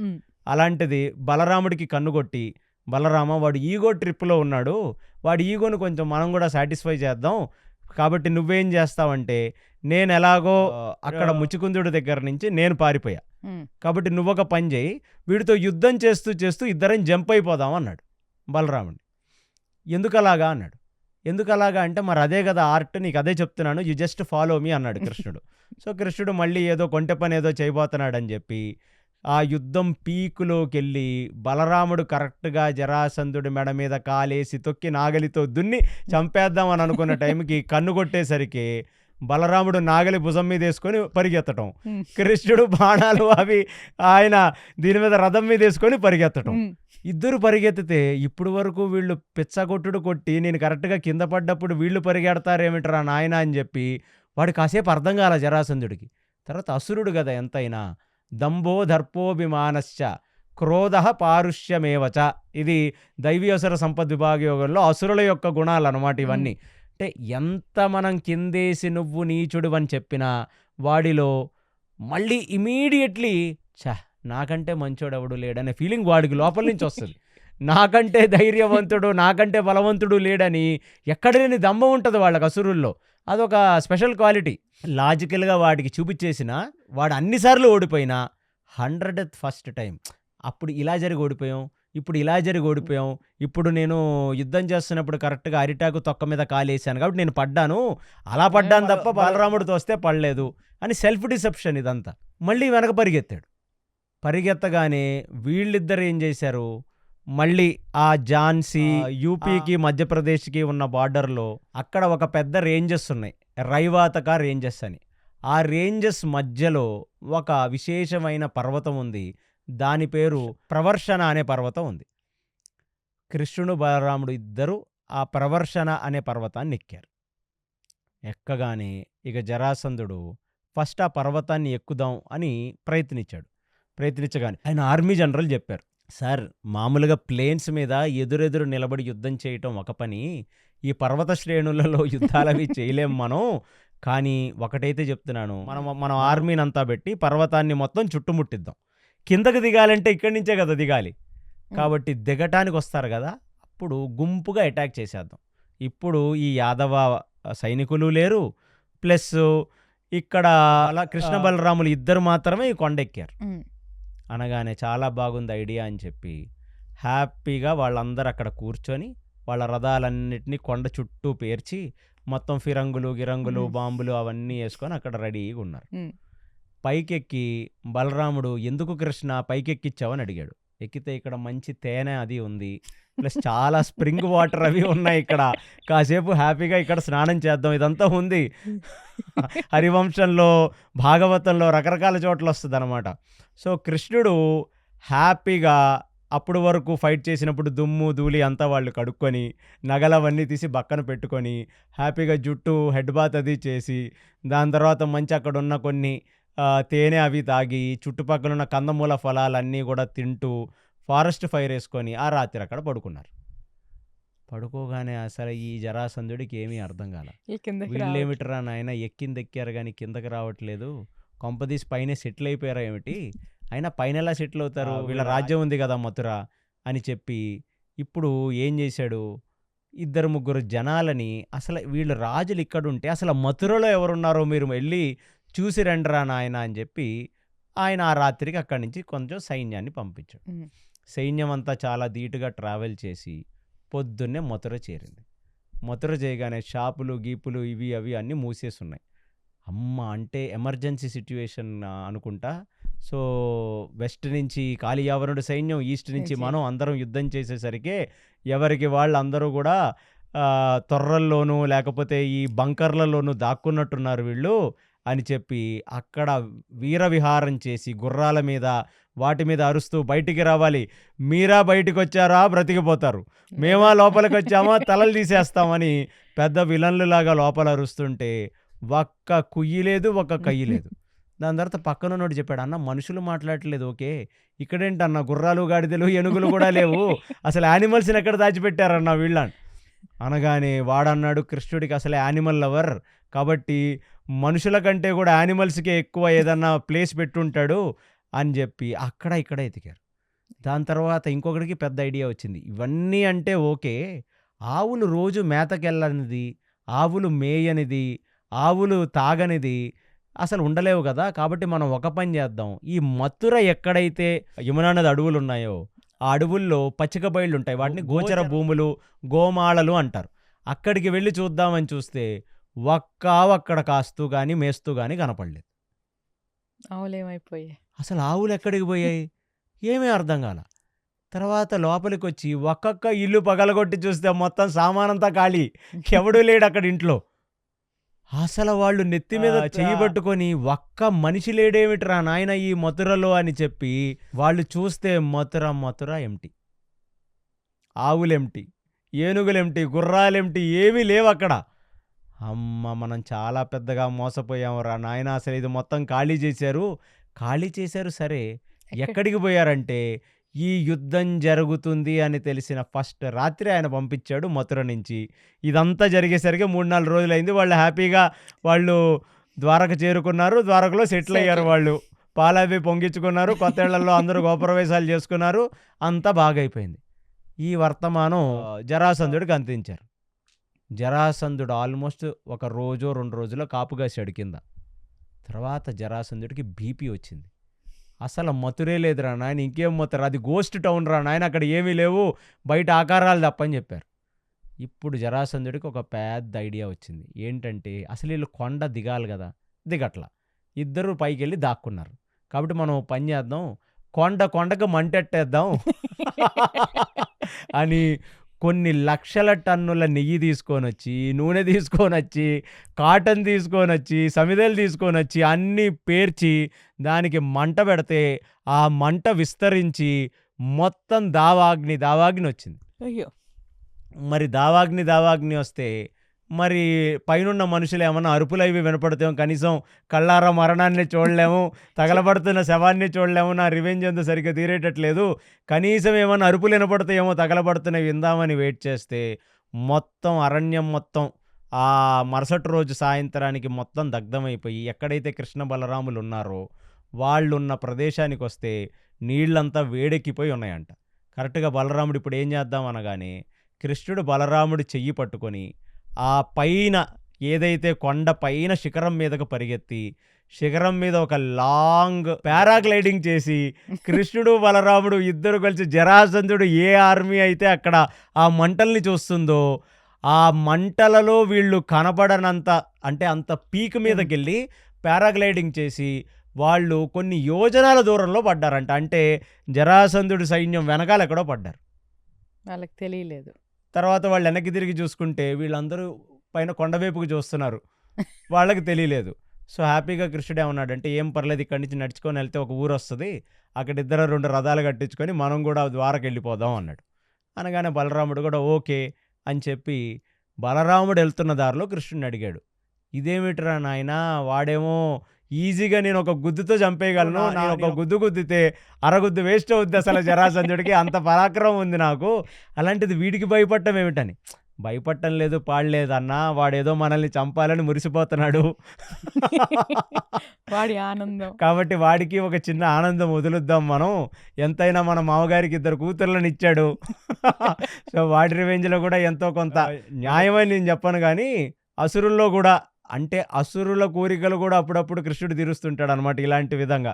కాబట్టి ఆ చిన్న సునకానందం ఏదైతే ఉందో దురదతో వచ్చే ఆనందం లాంటిది వాడికి ఇది, అలాంటి సునకానందం వాడిని పొందని అన్నయ్య అని చెప్పగానే ఇక బలరాముడు కూడా అర్థమై కృష్ణుడు భుజం మీద చెయ్యేసి కృష్ణుడు ఇలాంటి కొంటె పనులన్నీ చేస్తుంటాడని అలా చూస్తుండగా వీళ్ళిద్దరూ ద్వారక చేరుకున్నారు. ఇక వీడు జరాసంధుడు కూడా ఇక మొత్తం కొండ దగ్ధమైపోయింది. సూపర్, ఇన్నాళ్ళకి మనకు జ్యోతిష్యులు చాలా మంచి ముహూర్తం పెట్టారు, మనం గట్టిగా పూజ అది చేసి కుంకుమ అది పెట్టుకొని బయలుదేరాం, అందుకనే కృష్ణ బలరాముల్ని మనం చంపేశామని వాడు డిక్లేర్ చేసేసాడు. ఎంటైర్ మగధ రాజ్యానికి, పక్కనున్న అంగరాజ్యానికి అందరికీ చెప్పేశాడు ఏమని, కృష్ణుడు చచ్చిపోయాడు అని. అప్పుడు అంగరాజ్యం అన్నమాట మన కర్ణుడు పరిపాలిస్తున్నాడు. సో బీహార్ ఏమో జరాసంధుడును, బంగాల్ ఏమో కర్ణుడు పరిపాలిస్తున్నాడు. పరిపాలించి చాలా అటువైపు ఉన్న వాళ్ళందరూ కూడా చాలా హ్యాపీగా ఫీల్ అయ్యారు. అమ్మ, ఇన్నాళ్ళకి ఇంతమందిని చంపితే కృష్ణుడు 100 అక్షోహిణుల 200 అక్షోహిణి సైన్యాన్ని చంపి అసలు ఈ అసుర రాజులకు నిద్ర లేకుండా చేస్తున్నాడు, హ్యాపీగా చచ్చిపోయాడు అనగానే ఇమీడియట్లీ వాళ్ళ ఫ్రెండ్స్కి లెటర్ రాశాడు. Shishupala, Dantavarta, Ekalavya, Poundraka Vasudeva, Krishna dead, let's celebrate అన్నాడు. వాళ్ళందరూ సెలబ్రేట్ చేసుకున్నారు. కరెక్ట్గా 15 days తర్వాత హస్తిన నుంచి ఒక లెటర్ వచ్చింది. మరి waste fellow, fake news, that news is fake, you bloody fellow, there is a new kingdom near the sea which is Dwaraka. అక్కడ ఆల్రెడీ కృష్ణుడు బలరాముడు పెద్ద ప్యాలెస్లు అవి కట్టేసుకొని అక్కడ మొత్తం వాళ్ళొక స్ట్రాంగ్ చతురంగ దళాలు అంటే ఆల్ మిజైల్ ఫోర్స్ అదంతా ఎక్విప్మెంట్ అది ఇది పెట్టి నిజంగా వాళ్ళకి ద్వారక చుట్టూ కూడా ఒక ఇప్పుడు మోడర్న్ మిజైల్స్ ఏవైతే ఆ మిజైల్ని డిటెక్ట్ చేసి లోపలికి రానికుండా చేస్తాయో అలాంటి ఒక స్పెషల్ ఫోర్సెస్ ఉన్నాయి కృష్ణుడి దగ్గర. అవన్నీ పెట్టుకొని వెళ్ళారు. ఇంతకు ముందంటే మథుర ఈస్ట్ నుంచి ఒకడు, నార్త్ నుంచి ఒకడు, సౌత్ నుంచి ఒకడు 4 వైపుల నుంచి అటాక్ చేయొచ్చు. ఇప్పుడు 3 వైపుల సముద్రం ఉంది, ఒకవైపే ల్యాండ్ యాక్సెస్ ఉంది, ఇప్పుడు ఎలా అటాక్ చేస్తారు మీరు అని అడిగాడు. అమ్మ, ఇప్పుడు జరాసంధుడికి అర్థమైంది. కానీ మనం మంట బాగానే పెట్టామే, ఎక్కడి నుంచి జంప్ అయ్యారా వీళ్ళు, వీళ్ళ దగ్గర ఏవో స్పెషల్ టాలెంట్లు అయ్యి ఉన్నట్టున్నాయి అంటే. అప్పుడు కాలమాన పరిస్థితుల్లో Krishna was considered a magician. అందుకనే ప్రతివాడు అనేది ఏంటంటే నీ మాయలు, నీ మంత్రాలు మాకు చూపించద్దు అంటే. వాళ్ళందరూ ఏమనుకునేవాళ్ళు అంటే అసురులంతా కృష్ణుడు మనలాంటి ఒక మనిషే, కాకపోతే పీసీ సర్కార్ లాంటి వాళ్ళ దగ్గర పెద్ద ట్రైనింగ్లు తీసుకొని ఎక్కడ లేని మాయాగారడులు చేసేవాడని అనుకున్నారే తప్ప, అమ్మో ఇతనే సర్వాంతర్యామి, శ్రీమన్నారాయణుడే ఒక మనుష్య ఆకారం తీసుకొని వచ్చాడు, అది శరీరం కాదు, అది లీలామానుష్య విగ్రహము, అది సచ్చిదానంద విగ్రహం అన్న డౌట్ మాత్రం రాలా వాళ్ళకి, అసురులు కాబట్టి. సో కృష్ణుడు కూడా కొన్నిసార్లు ఏంటంటే రణచోర్ అంటే ఒక రకంగా చెప్పాలంటే 2 సార్లు పారిపోయాడు. ఒకసారి కాళియావరుడి దగ్గర నుంచి పారిపోయాడు, రెండోసారి బలరాముడు చెయ్యి పట్టుకొని ఈ జరాసంధుడి దగ్గర నుంచి కూడా పారిపోయి ఈ పర్వత శ్రేణుల మీద ఉన్నాడు.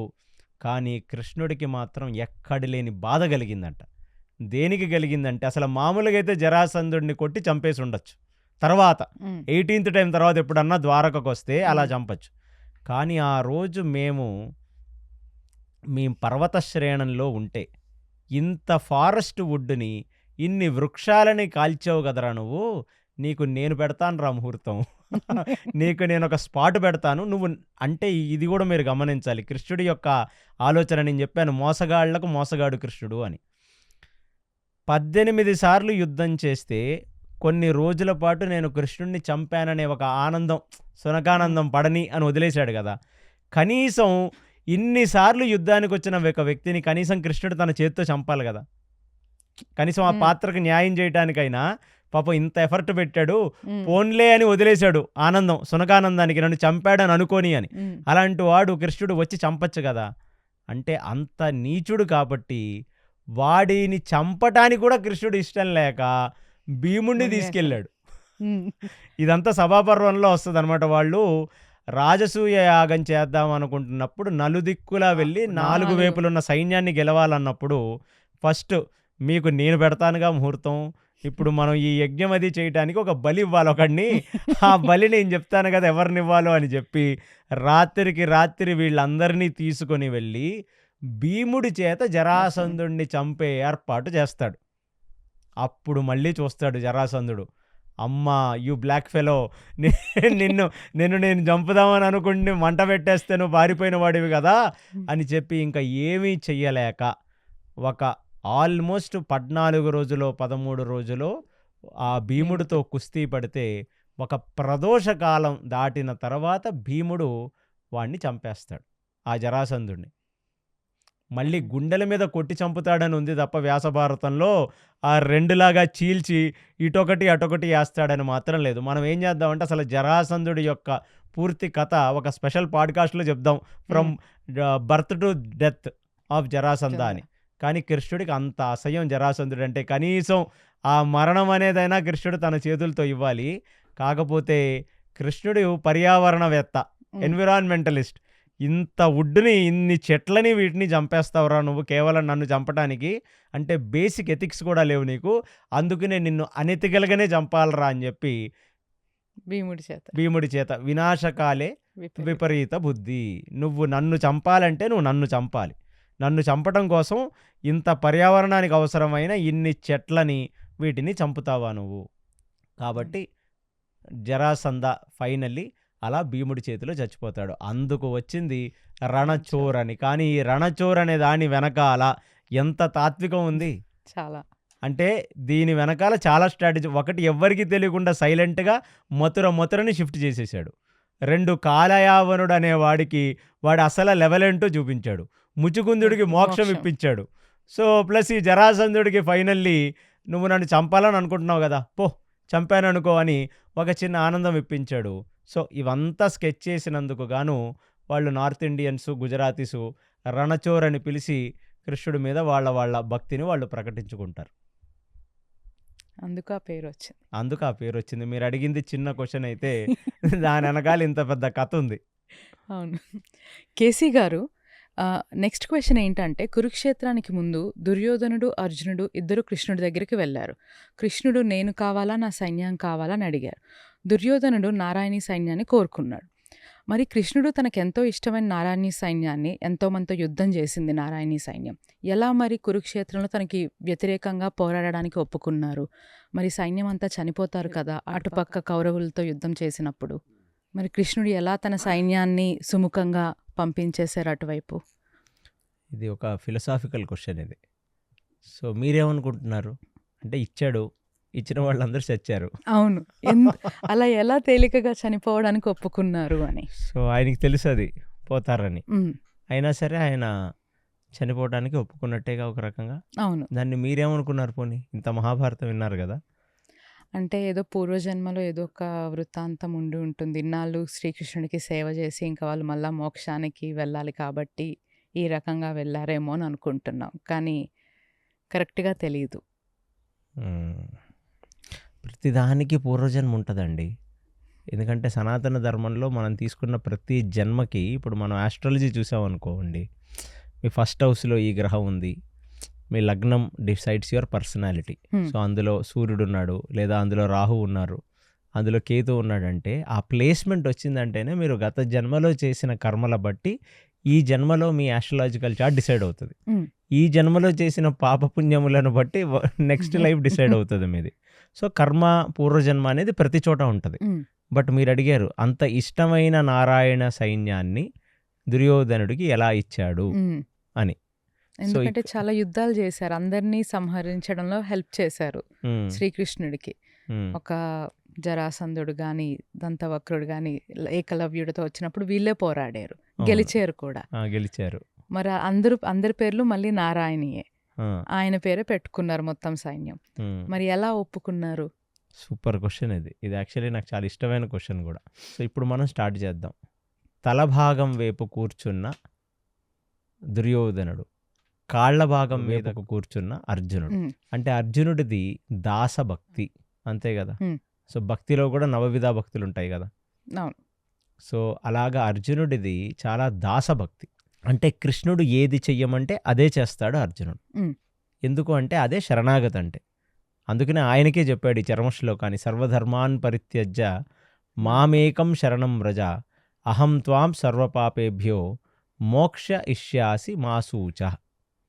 ఇది ఆయనకి చెప్పింది. ఈ చర్మశ్లోకమే శ్రీ వైష్ణవులందరూ కూడా దాన్ని ప్రతిరోజు ధ్యానం చేస్తారు, ప్రతిరోజు ఆ శ్లోకాన్ని వాళ్ళు గుర్తుకు తెచ్చుకుంటారు, మనన చేస్తారు. ఎందుకంటే మనందరం కూడా అర్జునుడు ఎలా అయితే శరణాగతి పొందాడో, భీముడు ఎలా అయితే శరణాగతి పొందాడో, పాండవులు ఎలా అయితే శ్రీకృష్ణ పరమాత్మ పట్ల శరణాగతి ప్రపత్తి చూపించారో, అలా మనందరం కూడా శరణాగతి చూపించాలి. అదే భక్తి యోగం అంటే ఏంటంటే ఏదో కృష్ణారామాని జపం చేయటమో, గుళ్ళకెళ్ళి ప్రదక్షిణలు చేయటమో, స్వామివారికి నైవేద్యాలు చేయించటమో, గుళ్ళో నోములు వ్రతాలు చేయించటమో భక్తి అని ఎవ్వరూ చెప్పట్ల. భక్తి అనేది మూలం ఏమిటంటే దానికి శరణాగతి. సో ఒక ఏనుక్కి రేపటి గురించి ఆలోచన ఉండదు, ఉమ్, ఒక చీమకి ఒక గంట తర్వాత ఆలోచన ఉండదు. ఎందుకంటే వాటికి బుద్ధి వికసించి ఉండదు, వాళ్ళకి ఇంటెలిజెన్స్ ఉండవు. అవును. ఏనుక్కి ఒక 100 కేజీలు కావాలి, ఉమ్, లేదా 200 కేజీలు కావాలి చెరుకు. చాలా కష్టం కదా. సో దానికి రేపు చెరుకు దొరుకుద్దా లేదా అనేది దానికి అనవసరం. ఇవాళ దొరికినంత తినేసి వెళ్ళిపోతుంది అక్కడి నుంచి. అవును. సో రేపు ఇంకొక చోట ఇంకేదో దొరుకుద్ది, చెరుకు కాకపోతే ఇంకేదో దొరుకుద్ది. ఎందుకంటే ఆ ఏనుక్కు కనీసం ఏమిటంటే పరమాత్మ నన్ను జన్మనిచ్చాడు కాబట్టి ఆయన చూసుకుంటాడనే ఒక నమ్మకం ఉంది. ఎందుకంటే దానికి ఎక్స్ట్రా ఇంటెలిజెన్స్ లేదు, బుద్ధి లేదు. బుద్ధి మనిషికి ఇచ్చింది దేనికి? మోక్ష సాధన. మోక్ష సాధన చేయటానికి మాత్రమే. అంటే ఎన్నో దేహాలలో బందీ అయ్యాను నేను. ఒకసారి కుక్కగా, ఒకసారి నక్కగా, ఒకసారి ఉడతగా, ఒకసారి గబ్బిళంగా, ఒకసారి చెట్టుగా, అలాగా 84 లక్షల జీవరాశులలో రకరకాల దేహాలు తీసుకుంటూ చివరాఖరిగా మనిషి దేహంలోకి వచ్చాను. ఉమ్, అంటే వెనుముక నిటారుగా ఉండే దేహం ఇదొక్కటే జన్మ. మరి అలాంటి దేహంలోకి వచ్చినప్పుడు ఇంకా ఆహార భయ నిద్ర మైథునం, ఈ 4 విషయాల మీదనే నా దృష్టి. దేనికి? ఎందుకంటే జంతువు ఈ 4 విషయాల మీదనే దృష్టి. ఆహారం ప్రతిరోజు అది 2-3 సార్లు తినాలి, లేదా అదే పనిగా మేస్తూ ఉండాలి దానికి. సో దాని మీద ధ్యాస. నిద్ర, తిన్న తర్వాత నిద్ర.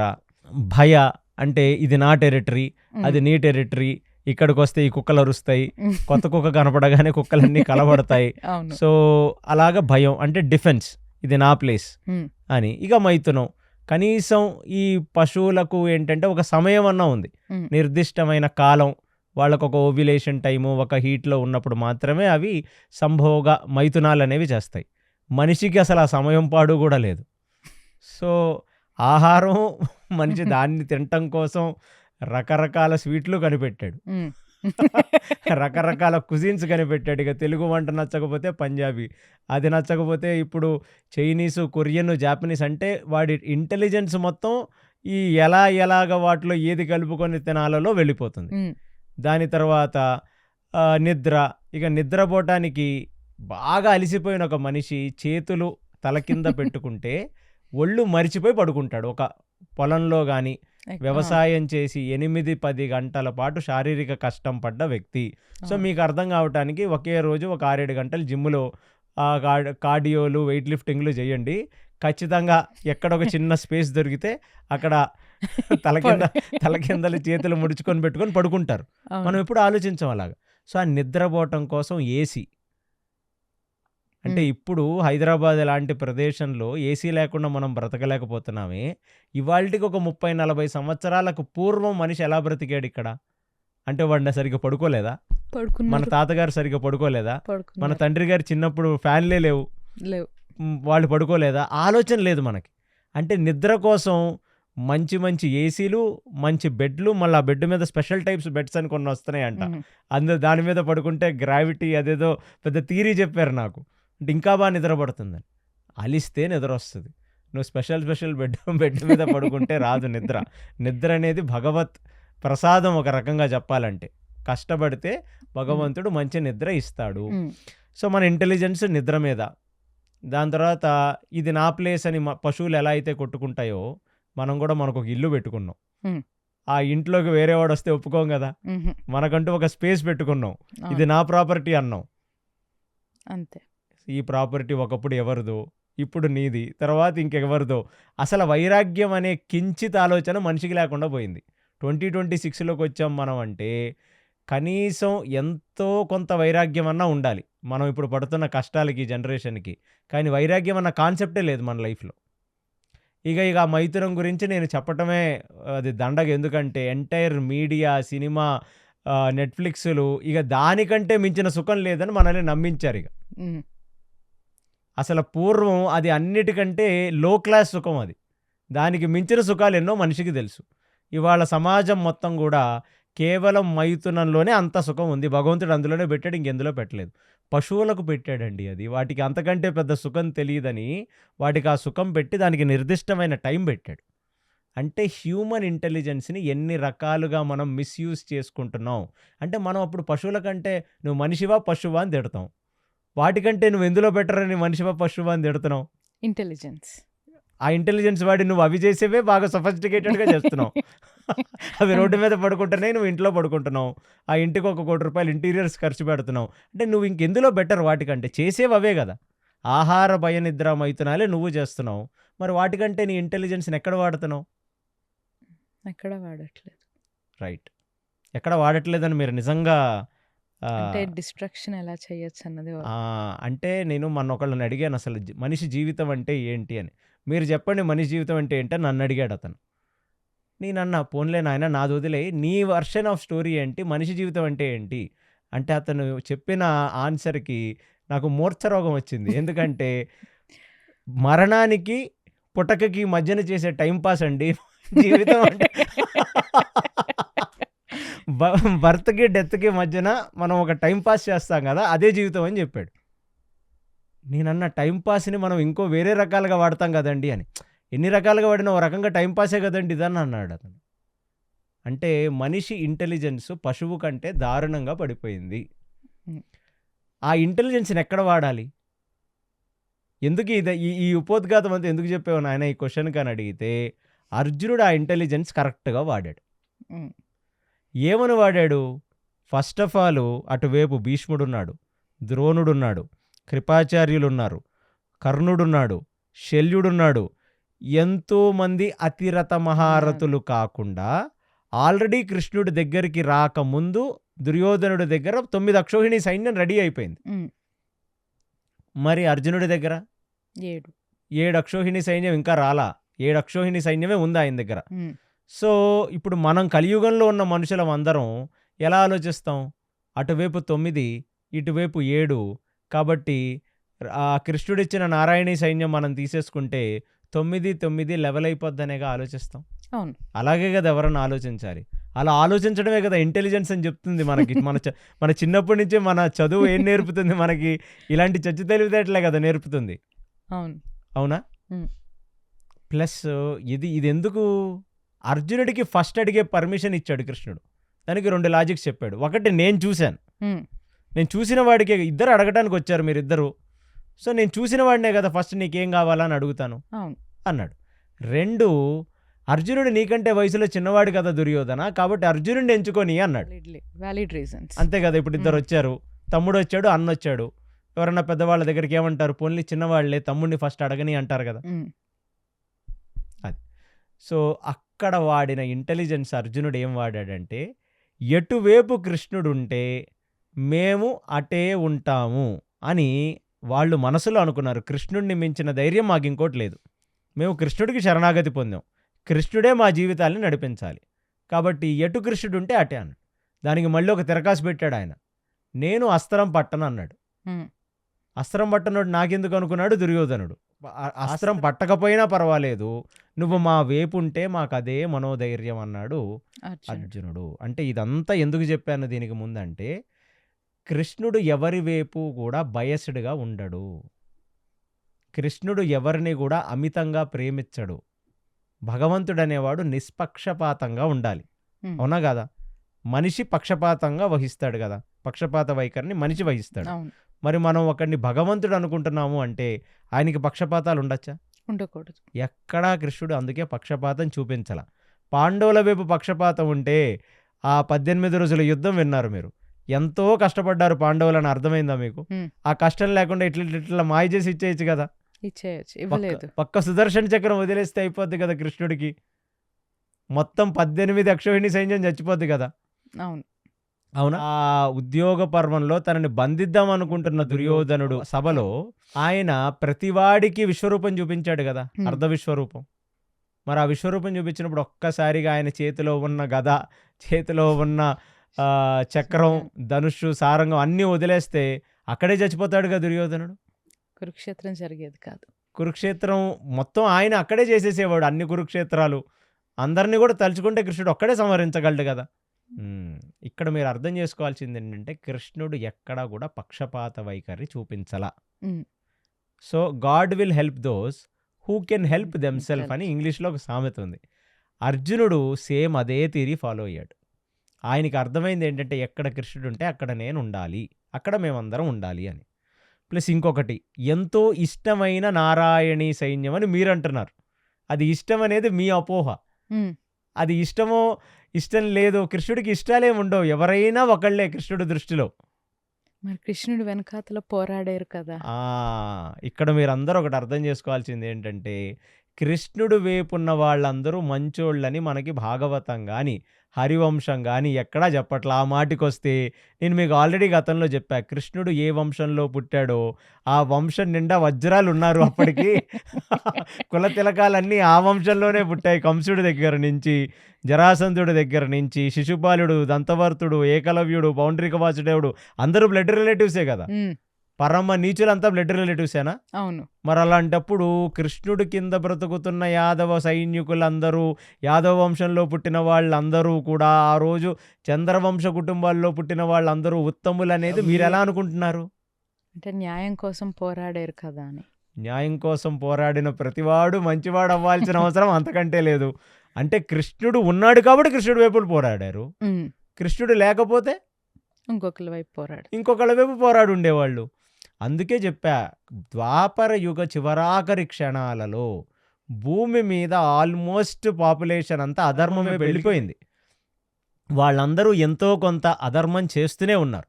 అధర్మం అంటే ఏమిటి అంటే, తమ్ముడు తన వాడైనా ధర్మం చెప్పే ధర్మరాజు లాంటి వాళ్ళు లేరు. ఇవాళ కుటుంబంలో కూడా ధర్మం ఎంత హీనంగా కలియుగంలో పడిపోయిందంటే, ఒక తల్లి తండ్రి అండి, వాళ్ళ పిల్లలు తప్పు చేస్తే నలుగురిలో చెప్పుకుంటారా? వాళ్ళ పిల్లలు చెయ్యరాని పని చేస్తే వాళ్ళంతటా వాళ్ళు వచ్చి ఎంతమంది పోలీస్కి అప్పచెప్తారు, నా కొడుకు ఇలాంటి చెయ్యరాని తప్పు చేశాడని? ఎవరు చేయరు. దాన్ని మనం ఏమంటాం? మమకారం అంటాం, మాతృప్రేమ అంటాం. అంటే మనంతట మనమే డిసైడ్ చేసేస్తున్నాం. కానీ ధర్మం అలా ఉండదు కదా. ఉహు, ధర్మం అనేది, నరకాసురుడు సాక్షాత్తు భూమాత కొడుకే. భూమాతకి నారాయణుడికి వరాహ సంపర్కమునందు పుట్టిన కొడుకే నరకాసురుడు. మరి అలాంటి నరకాసురుడిని చంపుతున్నప్పుడు మరి కృష్ణుడేమీ బాధపడలేదే, సత్యభామేమీ ఏడవలేదే. నిష్పక్షపాత వైఖరి ఉండాలి. ధర్మం అంటే ఏమిటంటే, ఇప్పుడు అగ్ని దహిస్తుంది, నీరు పారుతుంది, తడుపుతుంది, గాలి ప్రతిదానికి ఒక వీస్తుంది, దానికి ఒక ధర్మం ఉంది. అది తన వాళ్ళ వైపుకే ఒక రకంగా ప్రవర్తించి ఇంకొక వాళ్ళకి ఇంకో రకంగా ప్రవర్తిస్తుందా? గ్రావిటేషనల్ ఫోర్స్, దూకిన ప్రతివాడు కింద పడిపోవాలి. నరకాసురుడు కొడుకు అని చెప్పి దూకగానే భూమాత ఏమన్నా గ్రావిటేషనల్ ఫోర్స్ తగ్గించి గాలిలో తేలేలా చేస్తుందా?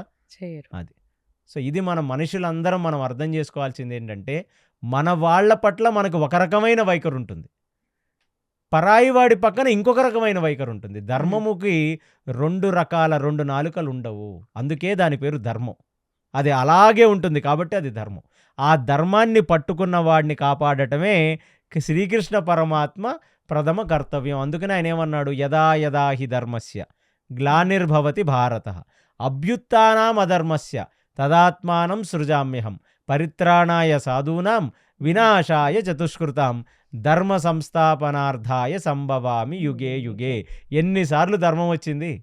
కేవలం ధర్మం కృంగినప్పుడు, అధర్మం మళ్ళీ పైకొచ్చినప్పుడు, నేను మళ్ళీ ధర్మ సంస్థాపన చెయ్యటానికి, పరిత్రాణాయ సాధూనాం, ఆ సాధు పుంగువులను ధర్మాన్ని పట్టుకున్న వాళ్ళని కాపాడటానికి, వినాశాయ చతుష్కృతాం, ఆ ధర్మముకు విముఖంగా ఉన్న వాళ్ళని, ధర్మమునందు కించిత్ అనురక్తి లేని వాళ్ళని సంహరించడానికి నేను ప్రతి యుగంలో వస్తూ ఉంటాను. అది ఆయన యొక్క అవతార ప్రయోజనం. కాబట్టి నారాయణీయ సైన్యం అనేది కంప్లీట్లీ ధర్మబద్ధమైన సైన్యమేమీ కాదు. కేవలం కృష్ణుణ్ణి చూసి పేట్రేగిపోతున్న సైన్యం అనేది నేను చెప్పట్లా, మధ్వాచార్యుల వారు ధృవీకరించి రాస్తున్నారు మహాభారత తాత్పర్య నిర్ణయమునందు. ఆయన కృష్ణుడికి అప్పుడే మనసులో తెలుసు. అందుకనే కృతవర్మ అనే ఒక వ్యక్తి ఆధ్వర్యంలో 2 అక్షోహిణి సైన్యనిచ్చాడు. ఈ సైన్యం మొత్తం కూడా ఏమిటంటే, వాళ్ళు చతురంగ బలాలన్నీ కూడా చాలా రజోగుణంలో, ఇక మాకింక తిరుగులేదు, కృష్ణుణ్ణి చూసి కొన్నిసార్లు ఒక పెద్ద రాజు పక్కన ఉంటున్న వాళ్ళందరూ కూడా ఎంతో గర్వం ఉంటుంది. అవును, మేము రాజుగారి చుట్టాలమనో, మేము రాజుగారి అంతరాంగిక మనుషులమనో, వాళ్ళకి ఎక్కడలేని గర్వం ఉంటుందా? ఉంటుంది. ఆ గర్వంతో పేట్రేగిపోతున్న వాళ్ళే ఈ నారాయణీయ సైన్యం. కాబట్టి మరి దుష్ట సంరక్షణ, దుష్ట శిక్షణ, ఈ 2 చేయాలి కదా. కాబట్టి అధర్మంగా ఎవరెవరైతే ఉన్నారో వాళ్ళందరూ కూడా చివరాఖరికి కురుక్షేత్ర రణరంగంలో చనిపోవలసి వచ్చింది. అందుకు కృష్ణుడు వైపు ఉన్న సగం మందిని ఈ నారాయణీయ సైన్యం అనే ఒక దాంతో ఆయన తీసుకువెళ్ళిపోయి, వాళ్ళల్లో మంచివాళ్ళు ఎవరన్నా ఉంటే వాళ్ళు యుద్ధం చేస్తూ చేస్తూ చనిపోయి సద్గతి పొందారు. వాళ్ళు ఎలా అంటే భీష్ముడు లాంటి వాళ్ళు, ద్రోణాచార్యుడు లాంటి వాళ్ళు, వాళ్ళేమి చెడ్డవాళ్ళు కాదు, వాళ్ళకి సద్గతి కలిగింది. అలాగ నారాయణీయ సైన్యంలో ఉన్న కొద్దిపాటి మంచి వాళ్ళు ఎవరన్నా ఉంటే వాళ్ళు పొందవలసిన సద్గతులు వాళ్ళు పొందారు. ఇక ఈ క్రోధంతో, ఈ యుద్ధం అంటే ఒక హైతో, నేను కృష్ణుడి యొక్క అంతరాంగిక మనిషిననే గర్వంతో పేట్రేగిపోయిన వాళ్ళు అధోగతి పాలయ్యారు. అందుకనే కృతవర్మ, మధ్వాచార్యుల వారు మళ్ళీ చెప్తున్నారు, దుష్ట సాంగత్యం వల్ల కృతవర్మ చివరాఖరి రోజు ఏం చేశాడు? ఆ 18 రోజులు, 18వ రాత్రి ఉపపాండవులను చంపటానికి వెళుతున్న అశ్వత్థామని ఆపకపోగా వాడి కొమ్ము కాశారు వీళ్ళిద్దరూ కలిసి. ఎవరెవరు? కృపాచార్యుడు, కృతవర్మ. చెయ్యొచ్చిన వాళ్ళలాగా చేయకూడదు. ఎందుకు చేశారు అంటే, వాళ్ళల్లో ఎంతో కొంత రజోగుణం ఇంకా ఉండింది కాబట్టి వాళ్ళు ఆ పని చేశారు. వాళ్ళని నడుపుతున్న కృతవర్మలోనే ఇంత ధర్మం ఉంటే, ఆయన వైపు నుంచి యుద్ధం చేసిన యాదవ వంశీయులైన ఈ 2 అక్షోహిణి సైన్యంలో మరి ఇంకెంత మదహంకారాలు ఉండి ఉండవచ్చు. ఉంటాయి. ఇది లాజికల్ అనిపించిందా మీకు కృతవర్మ ఎగ్జాంపుల్ తర్వాత? అది. సో కృష్ణుడు అందుకనే చాలా స్ట్రాటజీగా సగం మందిని, అంటే కృష్ణుడు ఎవరి కోసం వచ్చాడండి అంటే, భూభార హరణాన్ని పూర్తిగా తగ్గించి మళ్ళీ ఒక కొత్త బంగారు లోకాన్ని సృష్టించి మళ్ళీ ప్రజలకిద్దాం. ఏ ప్రజలకి? కలియుగంలో ఉన్న వాళ్ళకి, మంచి వ్యక్తులతో ఉన్న ఈ భూమండలాన్ని ఇద్దాం. అందుకనే కలియుగంలో కృష్ణుడి యొక్క అవతారం కానీ, కృష్ణుడి యొక్క వైభవం కానీ ఇంకా ఎక్కువ అవుతుంది కాలం ముందుకెళ్లే కొద్దీ. ఇవాళ మీరు చూస్తే ప్రపంచవ్యాప్తంగా హిందూ ధర్మంలోకి మారిన చాలామంది పాశ్చాత్యుల్లో ఎక్కువ మంది కృష్ణ భక్తులే ఉంటారు. అవునా? కృష్ణుడు అంటేనే చాలా ఎక్కువ మందికి అట్రాక్షన్ ఎక్కువ ఉంటుంది. ప్లస్ ఇవాళ మీరు ఏ స్టేట్ అన్నా ఎంచుకోండి, మీరు యూపీలో మథురా బృందావన్, బంగాల్లో కృష్ణ చైతన్య మహాప్రభువుల వల్ల ఈ మాయాపూర్, ఒరిస్సాలో జగన్నాథపురి మొత్తం వైష్ణవత్వం ఉంటుంది. ఆంధ్రప్రదేశ్లో తిరుపతి సాక్షాత్తు కృష్ణుడే కదా. దాని తర్వాత తమిళనాడు కూడా కృష్ణుడు. ఎన్నో వైష్ణవాలయాలు, ఆ మొత్తం వాళ్ళు చెప్పే 108 దివ్య దేశాలలో ఆల్మోస్ట్ ఒక 60-70 అక్కడే ఉన్నాయి. అవన్నీ నారాయణుడి యొక్క ఇవే కదా. ఉమ్, సో నారాయణుడు అంటే హరి. మళ్ళీ తమిళనాడులో అనంత పద్మనాభ స్వామి గురువాయూర్, కర్ణాటకలో ఉడిపి, పైనొస్తే మహారాష్ట్రలో పండరిపూర్, దాని తర్వాత గుజరాత్లో ద్వారకా, అలాగా రాజస్థాన్లో వెళ్తే నాథద్వారా. ఇలా మీరు స్టేట్కి చూసుకుంటే ఖచ్చితంగా ఒక ఈ కృష్ణుడి యొక్క డైరెక్ట్ ఇండైరెక్ట్ ఫామ్స్లో కృష్ణుడి యొక్క ఆరాధన ఎక్కువ అవుతుంది. ఉమ్, ఎందుకంటే కృష్ణుడు కలియుగంలో, అంటే ఈ కలియుగంలో ఉన్న మనుషుల కోసం భూభార హరణాన్ని తగ్గించి ఎటువంటి స్క్రాపు లేకుండా మొత్తం అన్నిటినీ క్లీన్ చేసేసి ఫ్రెష్గా ఒక కొత్త బంగారు లోకాన్ని ఆ ధర్మరాజుకి ఇచ్చి ఆయన్ని పట్టాభిషిక్తుడిని చేసి తదనంతరం వచ్చిన పరీక్షితుడి చేతిలో పెట్టి ఆ పరీక్షితుడు కలిని నిగ్రహించేలాగా చూసుకునే ఒక అదృష్టాన్ని మనకు కలిగించాడు శ్రీకృష్ణ పరమాత్మ. అందులో సగం నారాయణీయ సైన్యం అక్కడ అంతమైపోయింది. అందులో అందరూ కూడా రజోగుణ తమో గుణాల్లో ఉన్నారా అండి అంటే అందరూ లేరు, కానీ ఎంతో కొంత ఉన్నారనేది మధ్వాచార్య హృదయం. అందులో సగం మంది పోయారు, ఎందుకంటే వాళ్ళ నాయకుడే కొంచెం రజోగుణంలో ఉన్నాడు, కృతవర్మ. ఉమ్, అది కాకుండా ఇక మిగతా సగం వాళ్ళల్లో ఉన్న ఏమైనా వైషమ్యాలు, కామక్రోధాది షడ్వర్గాలు ప్లస్ ఇలాంటి అధర్మపు ఆలోచనలు ఉన్న వాళ్ళందరూ కూడా ప్రభాస తీర్థంలో కొట్టుకొని వాళ్ళు సగం మంది పోయారు. ఉమ్, అసలు ఆ ప్రభాస తీర్థంలో వచ్చిన యుద్ధం ఎవరికి వచ్చింది?